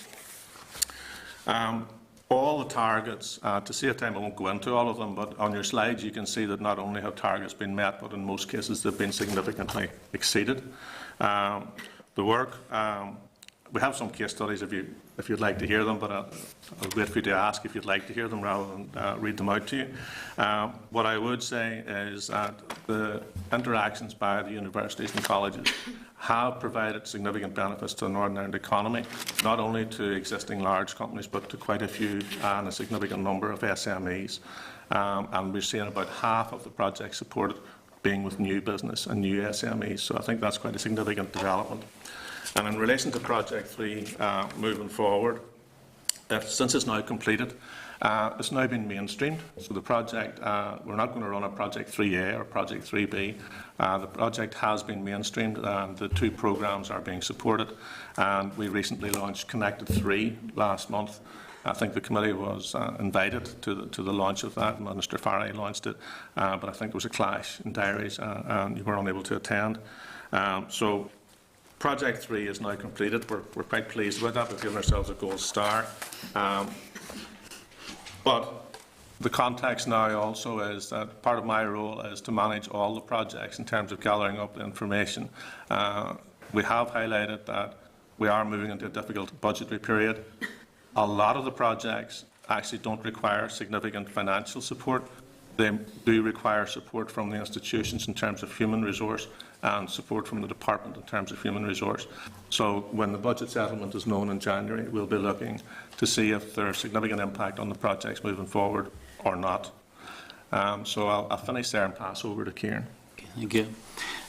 Chairman, widening participation in higher education from the students from those groups that are currently underrepresented, and I'm thinking here particularly of students with disadvantaged backgrounds or those with disabilities or learning difficulties, is one of our department's key strategic goals. So, with that in mind, the department published Access to Success, which is a separate strategy, regional integrated strategy for widening participation in higher education. The overall thrust of that strategy is to focus as much as possible on individual students. And the overarching aim of it is to try to help our education providers to work towards common definitions and measures for widening participation, while also developing then their own unique approaches to widening participation, but within a common framework. We've made good progress over the last 12 months against all of the 11 key actions that we contained in Access to Success, but today I'm just going to confine my remarks to a few of those actions. So over the last year, the department has been working in conjunction with a working group made up of local key stakeholders and also internationally recognised experts. And we've been working on a review of all pre- and post-entry data that's currently gathered in respect of applicants and participants in higher education. And the aim of that project is to try to identify and address any gaps in the existing sources to be able to monitor progression into higher education for each of our target groups. The next stage of that work then, that's beginning now and will take forward in 2015, is to focus on how to better identify individuals who are in need of support. And so the working group is seeking to develop an approach that will recognise the personal circumstances of an individual applicant to higher education, with the aim to try and devise a system that's able to recognise and also take account of the multiple disadvantages that they may experience in order to determine what the correct package of support would be for that individual. In order then to try to reach out, sort of pre-application to potential students of the future, then we've developed a single integrated regional awareness raising programme. We're again working in conjunction with the colleges and universities. The department has developed and implemented Reach Higher, which is a centralised campaign to raise awareness of the potential value of and also accessibility of higher education to everyone in the community. The Reach Higher campaign includes TVs, radios, digital media, outdoor advertising, etc. It was launched by our Minister in March 2014, and the campaign aims to provide a message that higher education is for everyone who can benefit from it, and not reserved for the economically advantaged elite, as it were. That Reach Higher campaign then is augmented with an expansion of our aspiration and attainment raising programmes in schools, colleges, communities, and indeed even into the workplace, with the aim there is to kind of reduce the barriers as there is to participation. The new REACH programme offers project funding on a competitive basis to encourage the higher education institutions in order to develop community outreach initiatives designed to raise educational attainment levels within the community that actually help people to go to higher education. We've made excellent progress around the expansion of our foundation degree programmes. Again, a wide-ranging, highly successful promotional campaign has been underway since January 2013. The aim of this project is to grow enrolment to 2,500 by 2015, and that's from a baseline of around 1,000 in 2010. We're also doing some work to try to develop some philanthropic bursaries within the communities, and we've seen programmes launched in Belfast and Omagh, and another one planned for the North West. And the idea here is to try to get local community groups to work with the higher education providers to develop local bursary programmes that will help to connect communities with HE providers, and our discussions are ongoing with a number of other interest groups. And then finally, key action 11 was sought to replace the former access agreements and widening participation strategy assessments. These are documents and reporting structures that we had with the higher education institutions, and we've replaced that with a single, much more transparent widening access and participation plan process. These new reporting structures then include a summary of an institution's widening participation strategy, also some observations on that institution's past achievement against regional benchmarks, and then a detailed programme of anticipated progress each year towards their own particular institutional targets. So that's been a quick summary of access to success over the last year. I'll now hand back to Heather for some concluding comments.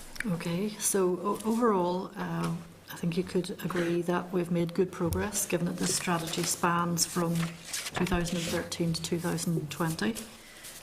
We have had very good participation from right across the sector on these two strategies. There have been a number of significant developments and outcomes achieved, and for example, Project 3, as Tim mentioned, was one where there was a lot of activity generated, a lot of motivation, super project. And we have made notable progress on a number of the other ones. Our key challenge, as Tim said, going forward will relate to the budgetary situation. However, we didn't have a requirement for a lot of additional funding going forward, so we're reasonably confident we can still make good progress with the strategy. There's one project, for example, on the single quality assurance framework, where we're working very closely now with the Higher Education Funding Council in England and Wales to have one overarching framework that would cover a range of providers, a range of different situations, and we can tap into that, so it means that we are not having to put considerable resource into taking that project forward. So there are things like that that we're looking at to help us be able to still continue in the difficult climate. So that's all we want to say by way of presentation. Happy to take questions. Heather, thank you, and I suppose congratulations on the successes you've had in your scope so far, especially Project 3. I think it is something to be noteworthy when it does come from a committee. But you know, you've highlighted your achievements. Apart from budgetary pressures, where's the biggest threats to any of these projects? I think that looking at the way the strategies were written, they're not departmental strategies. They come from stakeholders. So there's a broad consensus behind the strategies from all the stakeholders. So where you would normally see some external tensions or difficulties, we actually don't have huge tensions or difficulties. What will happen as we move through time is circumstances will change, economics will change, and budgets will change, and that will cause tensions. But in terms of the broad direction of the strategies themselves, there's broad consensus that they're going in the right direction. I think as well it would be fair to say that the projects 13 and 15 take on more significance now than perhaps at the outset, where we need to review the higher education funding model and also the whole idea of cap on student numbers and the issues that Minister was raising earlier about fees and grants and loans. All of that needs to be looked at with a view to the sustainability of the higher education sector going forward, and particularly where you have a vision of being world class, and it's to be able to continue to achieve that and use the resources that we have in the most effective way. Yeah, I think the Minister might have said it when he said that when you run into difficulties, you also run into opportunities to think more efficiently. And one of the things that's flowing, I suppose, as an example, whereas the department is having good internal conversations, one of the projects in terms of outcome one of Project 12, where we were looking at developing a recognised qualifications and credit framework, well, the department is now looking more broadly at a Northern Ireland qualifications strategy. And it's been agreed that the outcome of Project 12, outcome 1, will now be subsumed into that broader area of work. So there's some synergies that are taking place because of the difficult situation that we find ourselves in. From the economic, your partnership approach, your Project 3, the Target 1, which was for Queen's and UU to undertake 1,140 business engagements, secure 6.94 million in consultancy and secure 863,000 in income from intellectual property. Now, the outcomes were the universities took 2,707 business engagements, secured nearly 9.3 in consultancy and secured 1.7 income from intellectual property. That project's complete, that target's complete. Is there another ongoing? Does that challenge keep going from the department to the universities? I know you said mainstreaming, Tim, but what does that? Yeah, basically the Project 3 was always time-bounded to 2014. That's when we wanted to complete it. It uses Connected and HIFE as the two programmes of support. They are now mainstreamed and they will be rolled out on an annual basis to make sure that the good work continues, if you like. Connected 3, as I say, was launched last month. So we would expect to see how we capture that information is probably how I would come back to it. Because as it's mainstreamed, it wouldn't form part of this report, so we'll have to look at reporting mechanisms to reflect that HIFE and Connected 3, Connected 4, Connected 5 and whatever years are fed back into stakeholders so that we can also continue the learning process. Okay. I suppose moving on, success is a great thing. One of the Project 6 is Amber, and I suppose this is the one that concerns me the most because it's actually to enhance the employability prospects of our graduates. And no harm, but I thought that's actually what we were about, and I think it's something Bronwyn raised earlier on. And when I look at the reasons, due to a lack of resources within the branch responsible for this project, and an additional member of staff was deployed, is really one member of staff that crucial to shifting this project from green to amber? This is where you realise that the size of the division. We have, I think, 47, 48 people in total. This branch that was looking after Project 6 consisted essentially of 2 people, and they were also managing the ITE review. So there was a certain pressure on our internal resource, and it meant that starting off this project was delayed.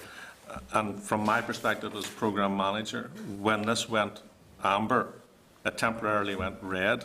And that was really the catalyst where we need to do something. This is where good project management came into play. The resource was found from within the division. The project initiation document was then worked on full-time by that member of staff. The project team was established. And now good work has started in Project 6, which is why I expect it to revert to green, if not in the next reporting cycle, certainly the one after. And if it doesn't? That would be a catalyst for, presumably then it would go back to red, and we would have to look at what the issues are. I don't see the core issue for its original delay, which was the human resource. I don't see that as being a problem. We also know that in terms of the project team being established, the conversations that are going on with the institutions are actually providing good positive feedback in terms of the likely outcomes for this. And one of the key outcomes is the HEAR, which is the Higher Education Achievement Report. And the HEAR is in our 2 higher education institutions, and we know that the colleges are quite keen to get involved in HEAR. So again, the consensus is there in terms of direction of travel. There was an initial blip in terms of the resource that we had within the department to kick this project off. So I think it's probably fair to say that the department's role in this is about managing the project and coordinating. The doing of this is within the institutions and the sector. So this is a partnership and collaborative approach to taking forward these projects. Our responsibility is to oversee and make sure that the resources are there and that it happens. But the employability prospects for graduates is one that higher education institutions are very minded of. It's one of the aspects of all of the various league tables that there are out there for higher education institutes. So it's in their interests to take this forward with as much speed as is possible. Okay. Karen, I suppose in regard then to access, I think access to success and widening and participation. Department, is it the HEFCE principles, is that? Or do you just work under a HEFCE? We work alongside OFA, and we broadly follow the OFA principles. Office for our access. And they're based alongside HEFCE, actually. But they are a separate organisation. Right. How restrictive are those principles to a Northern Ireland situation compared to the English one? If we had our own model to follow there rather than following off our HEFCE or whoever's principles, but the department was able to establish its own Yeah, I mean, in a lot of ways, we have been establishing our own, and in fact, we've been leading on this area. We produced our own widening participation strategy at least 12 months before the HEFGE/OFFA document, which then ended up being following pretty much the same lines, following the student model. We're also working alongside I talked earlier about the data project that we have going. There's a tremendous amount of interest in that from HEFGE/OFFA, and they actually sit on that group that we have alongside UCAS, because what we're doing is we're leading in terms of developing a system that will identify individual needs. What we're trying to get to in relation to this is a collection of contextual data that we gather in relation to our participants in higher education, so that by looking at a series of data points, we can make an educated assessment of widening participation need without actually even knowing who the individual is. Now, that's something that's of tremendous interest to both HEFGE and OFFA, and so they're working alongside us on that. So, we are we're separating, if you will. We don't follow previous to Access to Success. We very much followed the HEFGE model. In fact, we had all of our monitoring arrangements were all done by OFFA. So our access agreements were sent off to England. They were assessed there. They were sent back. All of the monitoring of that work was all done. And it was all done vis-a-vis English institutions. So we were being monitored against the performance of English institutions. What we've done under Access to Success, we've taken all that back in-house. Our new widening access and participation plan that replaces that access agreement is much, much more detailed. When does that come into effect? That's in effect. When has that been from? We ran a trial at the end of last year and had them convert their access agreements into widening access plans. And when that worked reasonably successfully with some teething problems, we then had them submit their 15-16 plans to us in February of this year. Okay. And then we've approved most of those by the end of June. So that the 15-16 plan is in place. I'll be going out. It's not an annual thing, so I'll be going back out to them in January, asking them to start to prepare their 16-17 year plan. The reason we need such a long lead time is that we want to get to a position where people applying to higher education will know before they put pen to paper to apply. They will know exactly what package of support they're going to get. They're going to know what the fees are. And so it takes that kind of, we need an 18-month lead-in time for this. But these are things, I think we're considerably in advance of HEFGE in relation to all of this now. As I say, they're quite interested in what we're doing, and they're following it as a model. Would the institutions be supportive, as supportive? This involves change, and we're asking the institutions to make very significant changes in terms of their practices.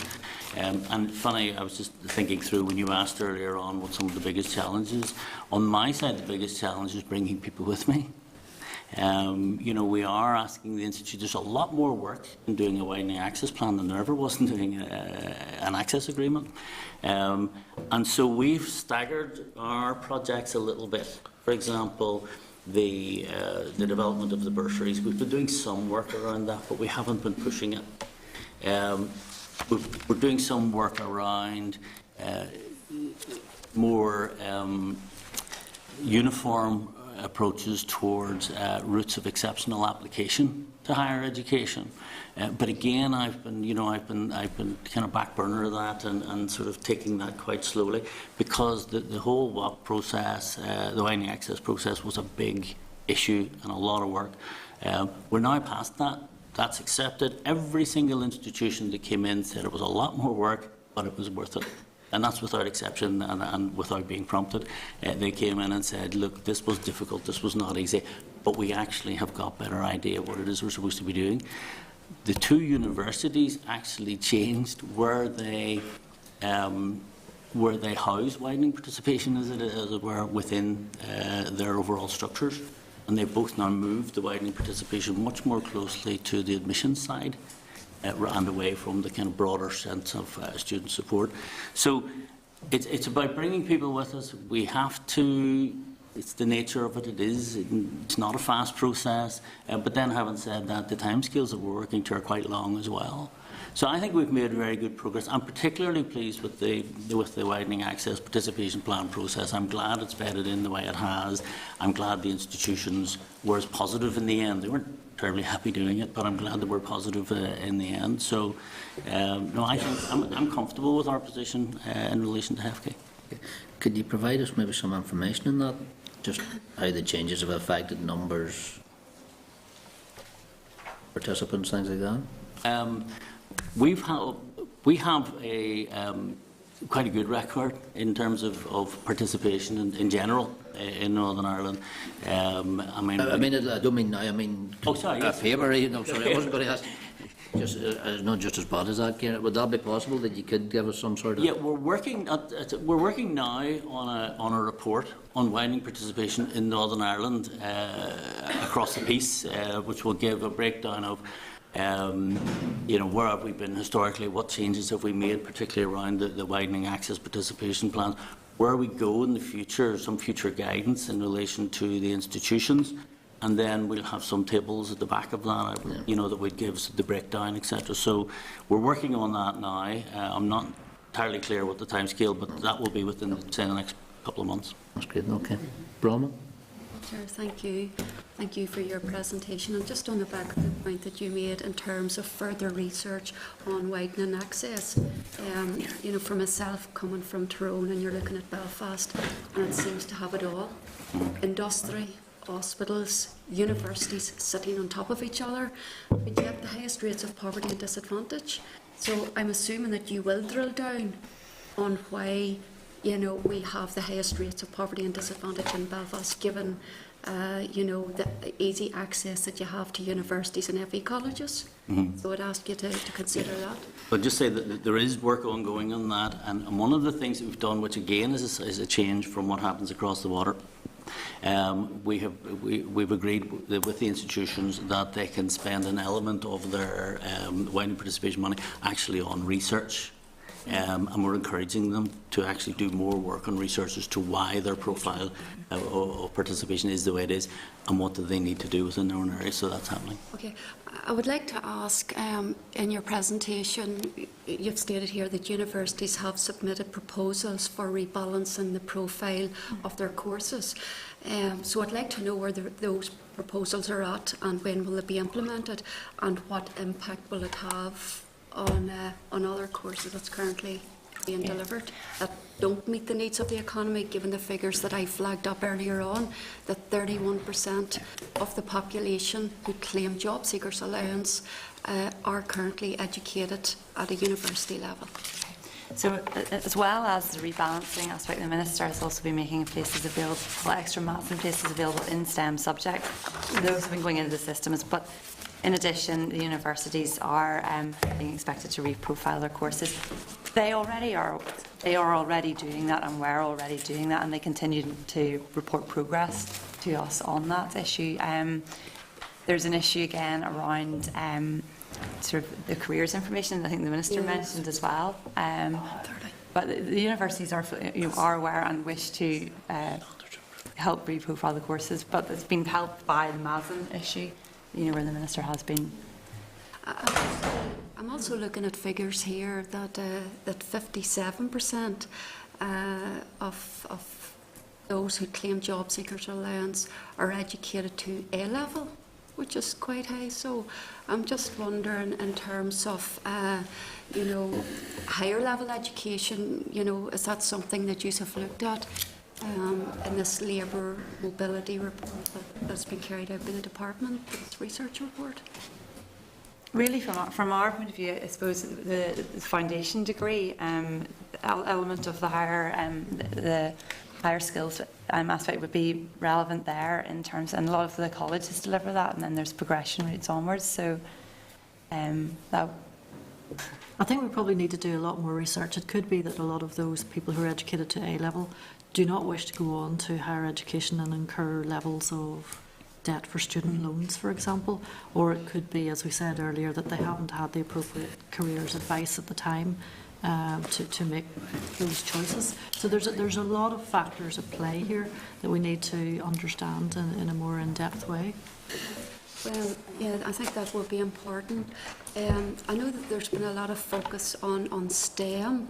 There was, maybe just correct me if I'm wrong, a recent jobs announcement by PwC for Belfast.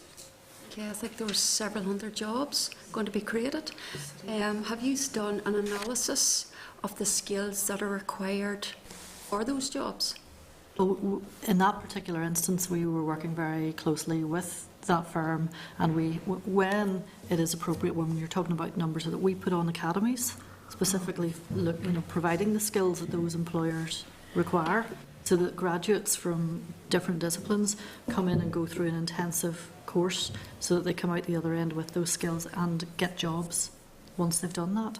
So we are working very closely with employers. We're also developing the skills barometer, which is going to look at future skills for Northern Ireland and see what we mean. I think to some extent we also need to have a reasonably broad spread, so that it is not always the case that graduates who come out with an arts degree don't get jobs. So we need to ensure that we're providing for the economy and providing broad education as well. It's about rebalancing so that we are having the required numbers of the high-level skills specific to the employers that are coming to Northern Ireland. Yeah, I would assume that those jobs by PwC would require finance accountancy skills. So we just need to ensure that we have the graduates there to fill those jobs, because we are sitting with high rates of unemployment, and yet employers are telling us that we don't have the skills to meet the needs of the economy. So we're going round in circles, so we need to start drilling down a wee bit more on the detail of this. Okay. Thanks, Bronwyn. Okay, Heather, thank you very much. Thank you. Team as well, thank you.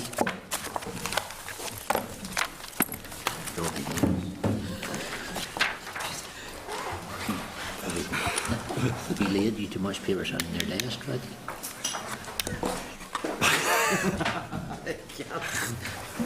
Redirecting, waste of paper. He can't leave his desk. You're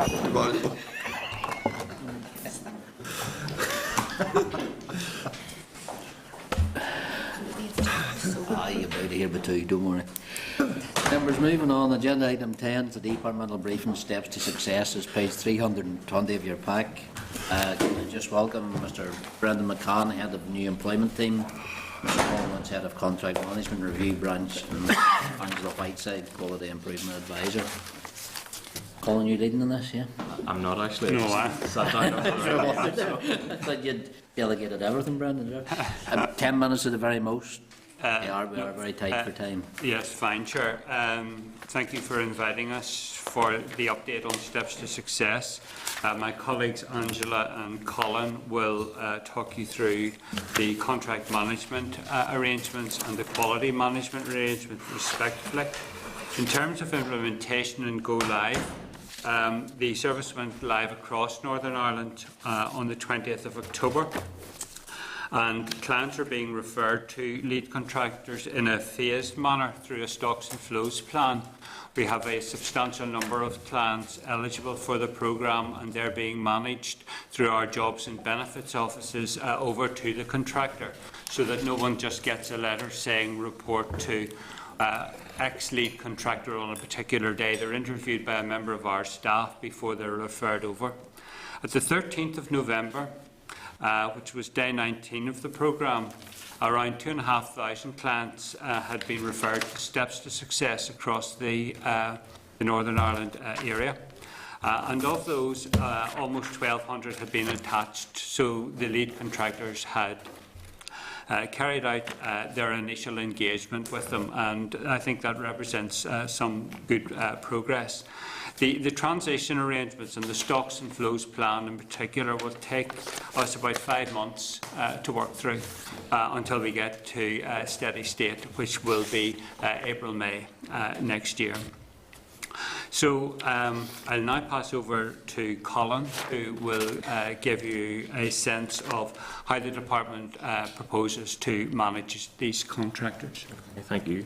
So just by way of background for the committee, I am the head of contract management branch and I report to the finance director in the department, so we have a degree of operational independence from colleagues in the employment service. I have a full-time contract manager allocated to each of the lead contractors on steps to success. Alongside that, we have a compliance team who focus on compliance with terms and conditions of contract. So we're responsible for managing the performance against targets and against the overall aims of the programme, and then also against some of the detail around the different terms and conditions that we have. Our performance management activity is risk-based, and what that really means is we look at previous performance, we look at things that have come up over the last while, and we try and adapt the nature, intensity and frequency of our monitoring of contractors based very much on the risks as we see them. That could be anything from an operational issue, like an office is flooded due to heavy rain, or we could be talking about a change of personnel, or we could be talking about previous performance levels that we weren't quite happy with, and that would see us changing the intensity of how we work with that contractor. We make a lot of use of management information. There's a lot of people on steps to success, and there are a lot of different interventions, and we gather a wide range of data that gives us an idea of where we want to focus our attention, both from our own IT system within the department and also from the sophisticated management information systems that all 3 contractors have brought to bear on steps to success. We have a range of key performance indicators that we included in the contract. Some of these are at a very high level, like how many people have you got into work, how long have those people sustained work. Others are more operational, and they look at the accuracy of the management information. They look at the progress from the time taken from when we refer somebody to when they're actually engaged with and attached to the programme. And we have a 2-tiered approach again to how we look at those. The operational ones we tend to try and focus on month to month. And we have a senior performance review board within the department that will focus on the higher levels and will receive reports from Angela and myself on various issues. Something that I want to just touch on at this point is what do we do if we find performance that we're not happy with? When we look at all this data and when we go out and we see how people are doing, what if we're not happy? We manage performance through a series of contract review meetings, and these are formal minuted meetings that happen at least once a month, and they're happening fortnightly at the moment because we're just getting started. That allows us to raise and document formally any issues that we've identified with contractors. Depending on the issue, then we'll require them to produce an action plan to fix the problem, and that will be shared with the relevant colleagues within DEL to make sure that the department's happy that the actions being proposed are going to do the trick. Ultimately, if we feel that they're not being addressed or performance hasn't improved the way we want, we escalate it to the performance review board within the department that's chaired by David Sales, and ultimately then we will remove the contract from that lead contractor if we feel that that's necessary, and that's something that the department has done in the past and we're perfectly willing to do again if performance merits it. In terms of compliance, the Steps to Success contract is about 3 inches thick when you add all the different bits together. So there's a lot of things going on that contractors are required to do and things they're required to do in particular ways. We tend to focus on 3 main areas, although we do get around everything over the course of a year. We look at financial compliance, and that's really the eligibility and validity of the claims submitted for payment. So when they say somebody has got a job, we have certain things that we look for and evidence that we expect in order to demonstrate that that job is real and that it's been claimed at the appropriate time and in the appropriate way. We also then look at the service guarantee to ensure that all participants on the programme are getting the service that they're required to do and that they're all getting the same service across Northern Ireland. And then finally we look at other aspects of administrative compliance that are of a particularly high level of priority. Things like data protection and health and safety are examined as well. The 2 final issues that my branch looks after are, one is change control. We have quite a rigorous governance process that has to be gone through in order to maintain control of the contract and avoid all the different people who interact with the contract on a day and daily basis inadvertently making changes to it that would weaken the department's position. And then our second final role is managing the official record of the contract. So we keep a lot of documentation on issues logs and action plans and minutes of meetings and so on. And what that allows us to do is to demonstrate the action the department has taken and hopefully why we have taken the action we have taken throughout the delivery of the service. So I'll pass you over now to Angela, who will talk about quality management. Good afternoon. Angela Whiteside, and I'm responsible for quality management across all of the department's funded programmes. With regards to steps to success, our role will be very much to complement and enhance what Colin's doing, where he will be making sure that the contractors are adhering to the terms of their contract and complying with the terms of their contract. My team will be looking at the actual quality dimension. What are they actually bringing to the providers in terms of quality? It's a bit of a new departure for us in the department in approaching quality assurance in this way. But we discussed widely how we would actually approach this and determined that since this programme is very different in that there's no prescribed content in terms of educational training, that we were best advised to form an internal quality monitoring team to carry out this work. So we've established a small team with the necessary expertise and experience within it, and we are going to carry out the quality monitoring of steps to success. The focus for us will be the quality that individual participants are getting from initial referral right through to sustained employment and beyond. In using our own quality team, it gives us greater flexibility to provide, for example, rapid responses, where maybe Colin's team identify issues or where other information gives us concerns. With the team, we have established a set of quality indicators unique to steps to success, focusing, as I say, on the participant's journey, on what we consider to be high quality from initial referral right through to progression to employment and sustained employment. Our judgments will be based on first-hand observations. The team will go out and monitor and observe first-hand what each individual participant in the sample group is getting in terms of initial interviews and other interventions along the way. And the outcomes from our quality evaluations will inform our programme review board, so we'll be feeding into that in the same way as Colin has outlined there. Our schedule of activities will begin late January, early February, where we will carry out an initial monitoring visit to each contractor and their supply chain to establish a quality baseline and to look at the emerging quality coming through. It wouldn't have been appropriate for us to commence any earlier because we've got to let them, as Brendan said, there's a phased-in approach here, so we've got to let the provision bed down.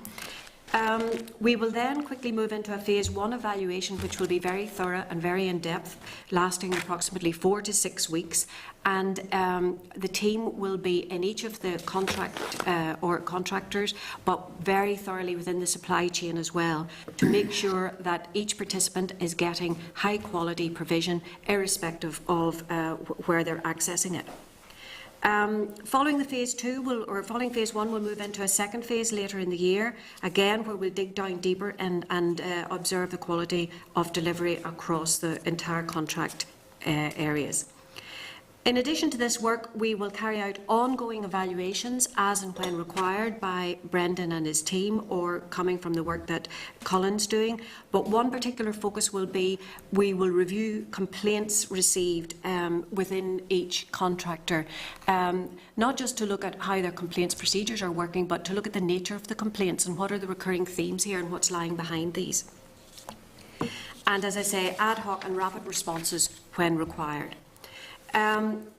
Following each inspection, we will award a grade based on 4 possible scenarios there. Where there are issues, we will require an improvement plan. We will obviously be particularly concerned at the bottom 2 there, where we consider that the provision requires improvement or indeed is unsatisfactory. We will envisage giving each contractor time to improve. The first step will be the submission of an improvement plan, but that time to improve will be determined by the Programme Review Board, where we will escalate these issues to the Programme Review Board for this holistic assessment and determination of the way forward, because really it depends on the nature of the issues. If they're very significant, we will move into a period of intense monitoring to see ultimately does this result in removal of contract.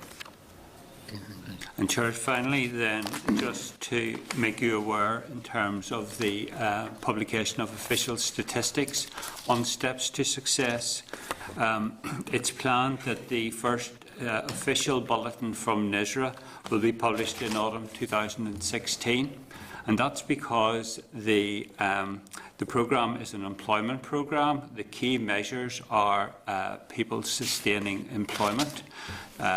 So the first monthly cohort going through the programme, just to give you an example, will run from October 14 to November 14. They will have 1 year on the programme, which will take them to November 2015.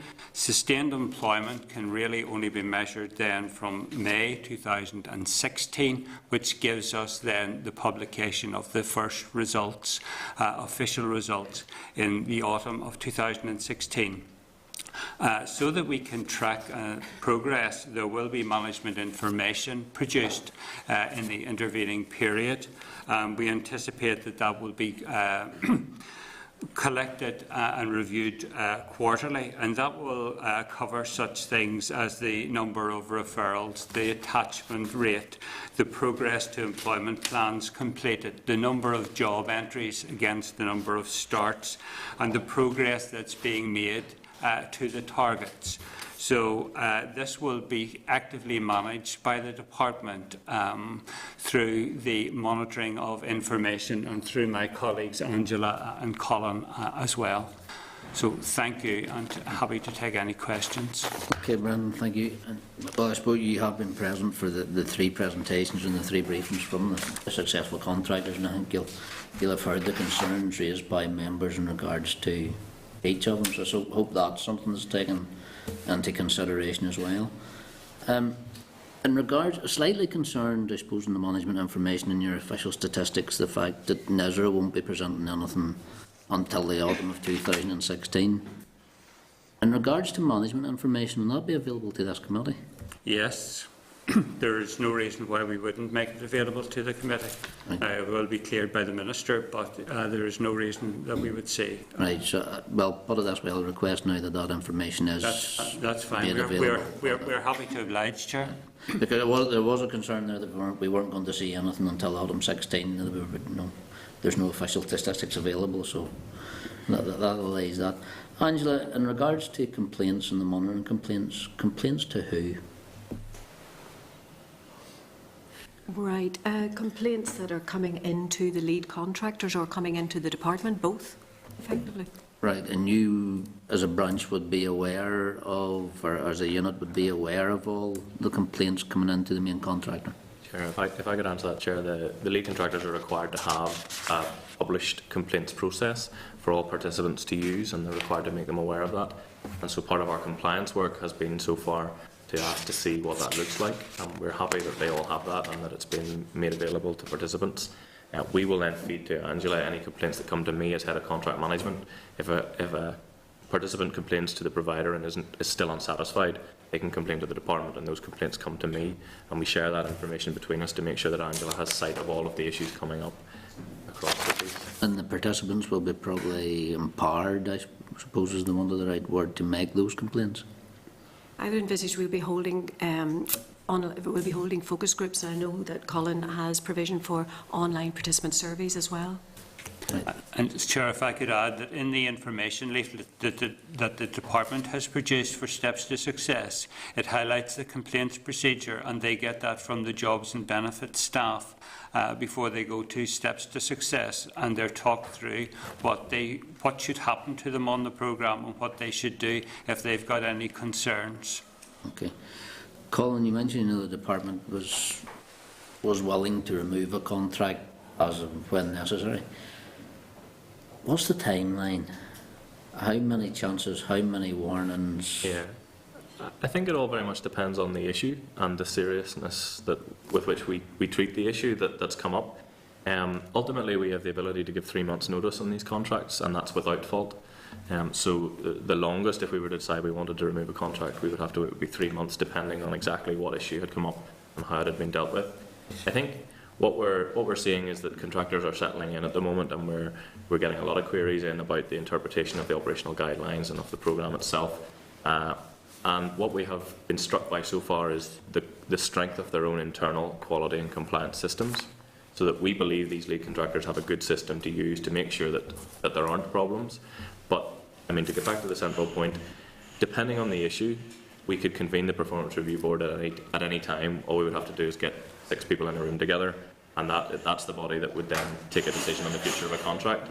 If the contractor has defaulted on something significant, we have the ability to end the contract immediately.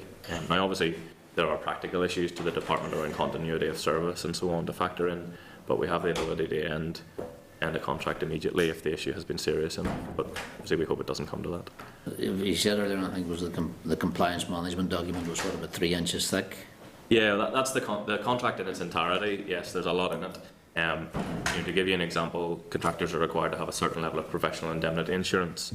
So at Go Live, one of them needed an extra week to get up to the right level of cover. They had some cover, but it wasn't quite enough. Obviously, that's an issue that we want to see addressed as soon as possible, and it was. But that's not an issue that we would have ever considered immediately thinking about contract removal over. So, it's a matter of seeing what the unsatisfactory performance is, trying to investigate why we think it's happened, and using some judgment around the explanation that we've been given and whether or not we believe that this contractor has it within them to fix this problem in a timescale that's acceptable to us. And obviously, if we don't believe that, that's when we have to look at other options. Okay. Members? Just one, there was one issue, and it was regarding the contractors. If you get a contractor, and this is like at the worst case scenario, who's not performing, and obviously you're talking to him, he gets the warnings or whatever, and it comes to a situation where you have to remove him, as you said you'd done in the past. What happens, or how do you then handle the folk that are with that contractor, in a sense, until you get somebody else in place? Well, essentially, part of our consideration as to when we remove the contract and the end date has to factor in what transition arrangements we can put in place to make sure that people who are getting a service from that contractor continue to get the right service. And it's difficult to anticipate exactly what that would be, but it could involve going back to the market and procuring another contractor, or it could involve looking to the remaining 2 and seeing if there's some way that they could take on responsibility for those customers. And ultimately, our Jobs and Benefits Office as well, they can always provide a level of service, and they're being empowered to provide a higher level of service as we move forward. So again, that option needs to be played in. Okay. Members Noel, Brendan, Colin, Angela, thank you very much, and thanks for your patience with me. Okay, members, agenda item 11 has been dealt with. Agenda item 12, any other business? Members, if there's no other business, I just remind you that the committee will be holding a stakeholder event into this inquiry into post-special educational needs provision in the Mellon Country Inn next Wednesday. It starts at 10 a.m. There will be a formal committee meeting in the afternoon starting at 1 p.m. so the conclusions and recommendations can be read in from the theme table. So members, if there's no other business, we're adjourned. Well, you just make it to home for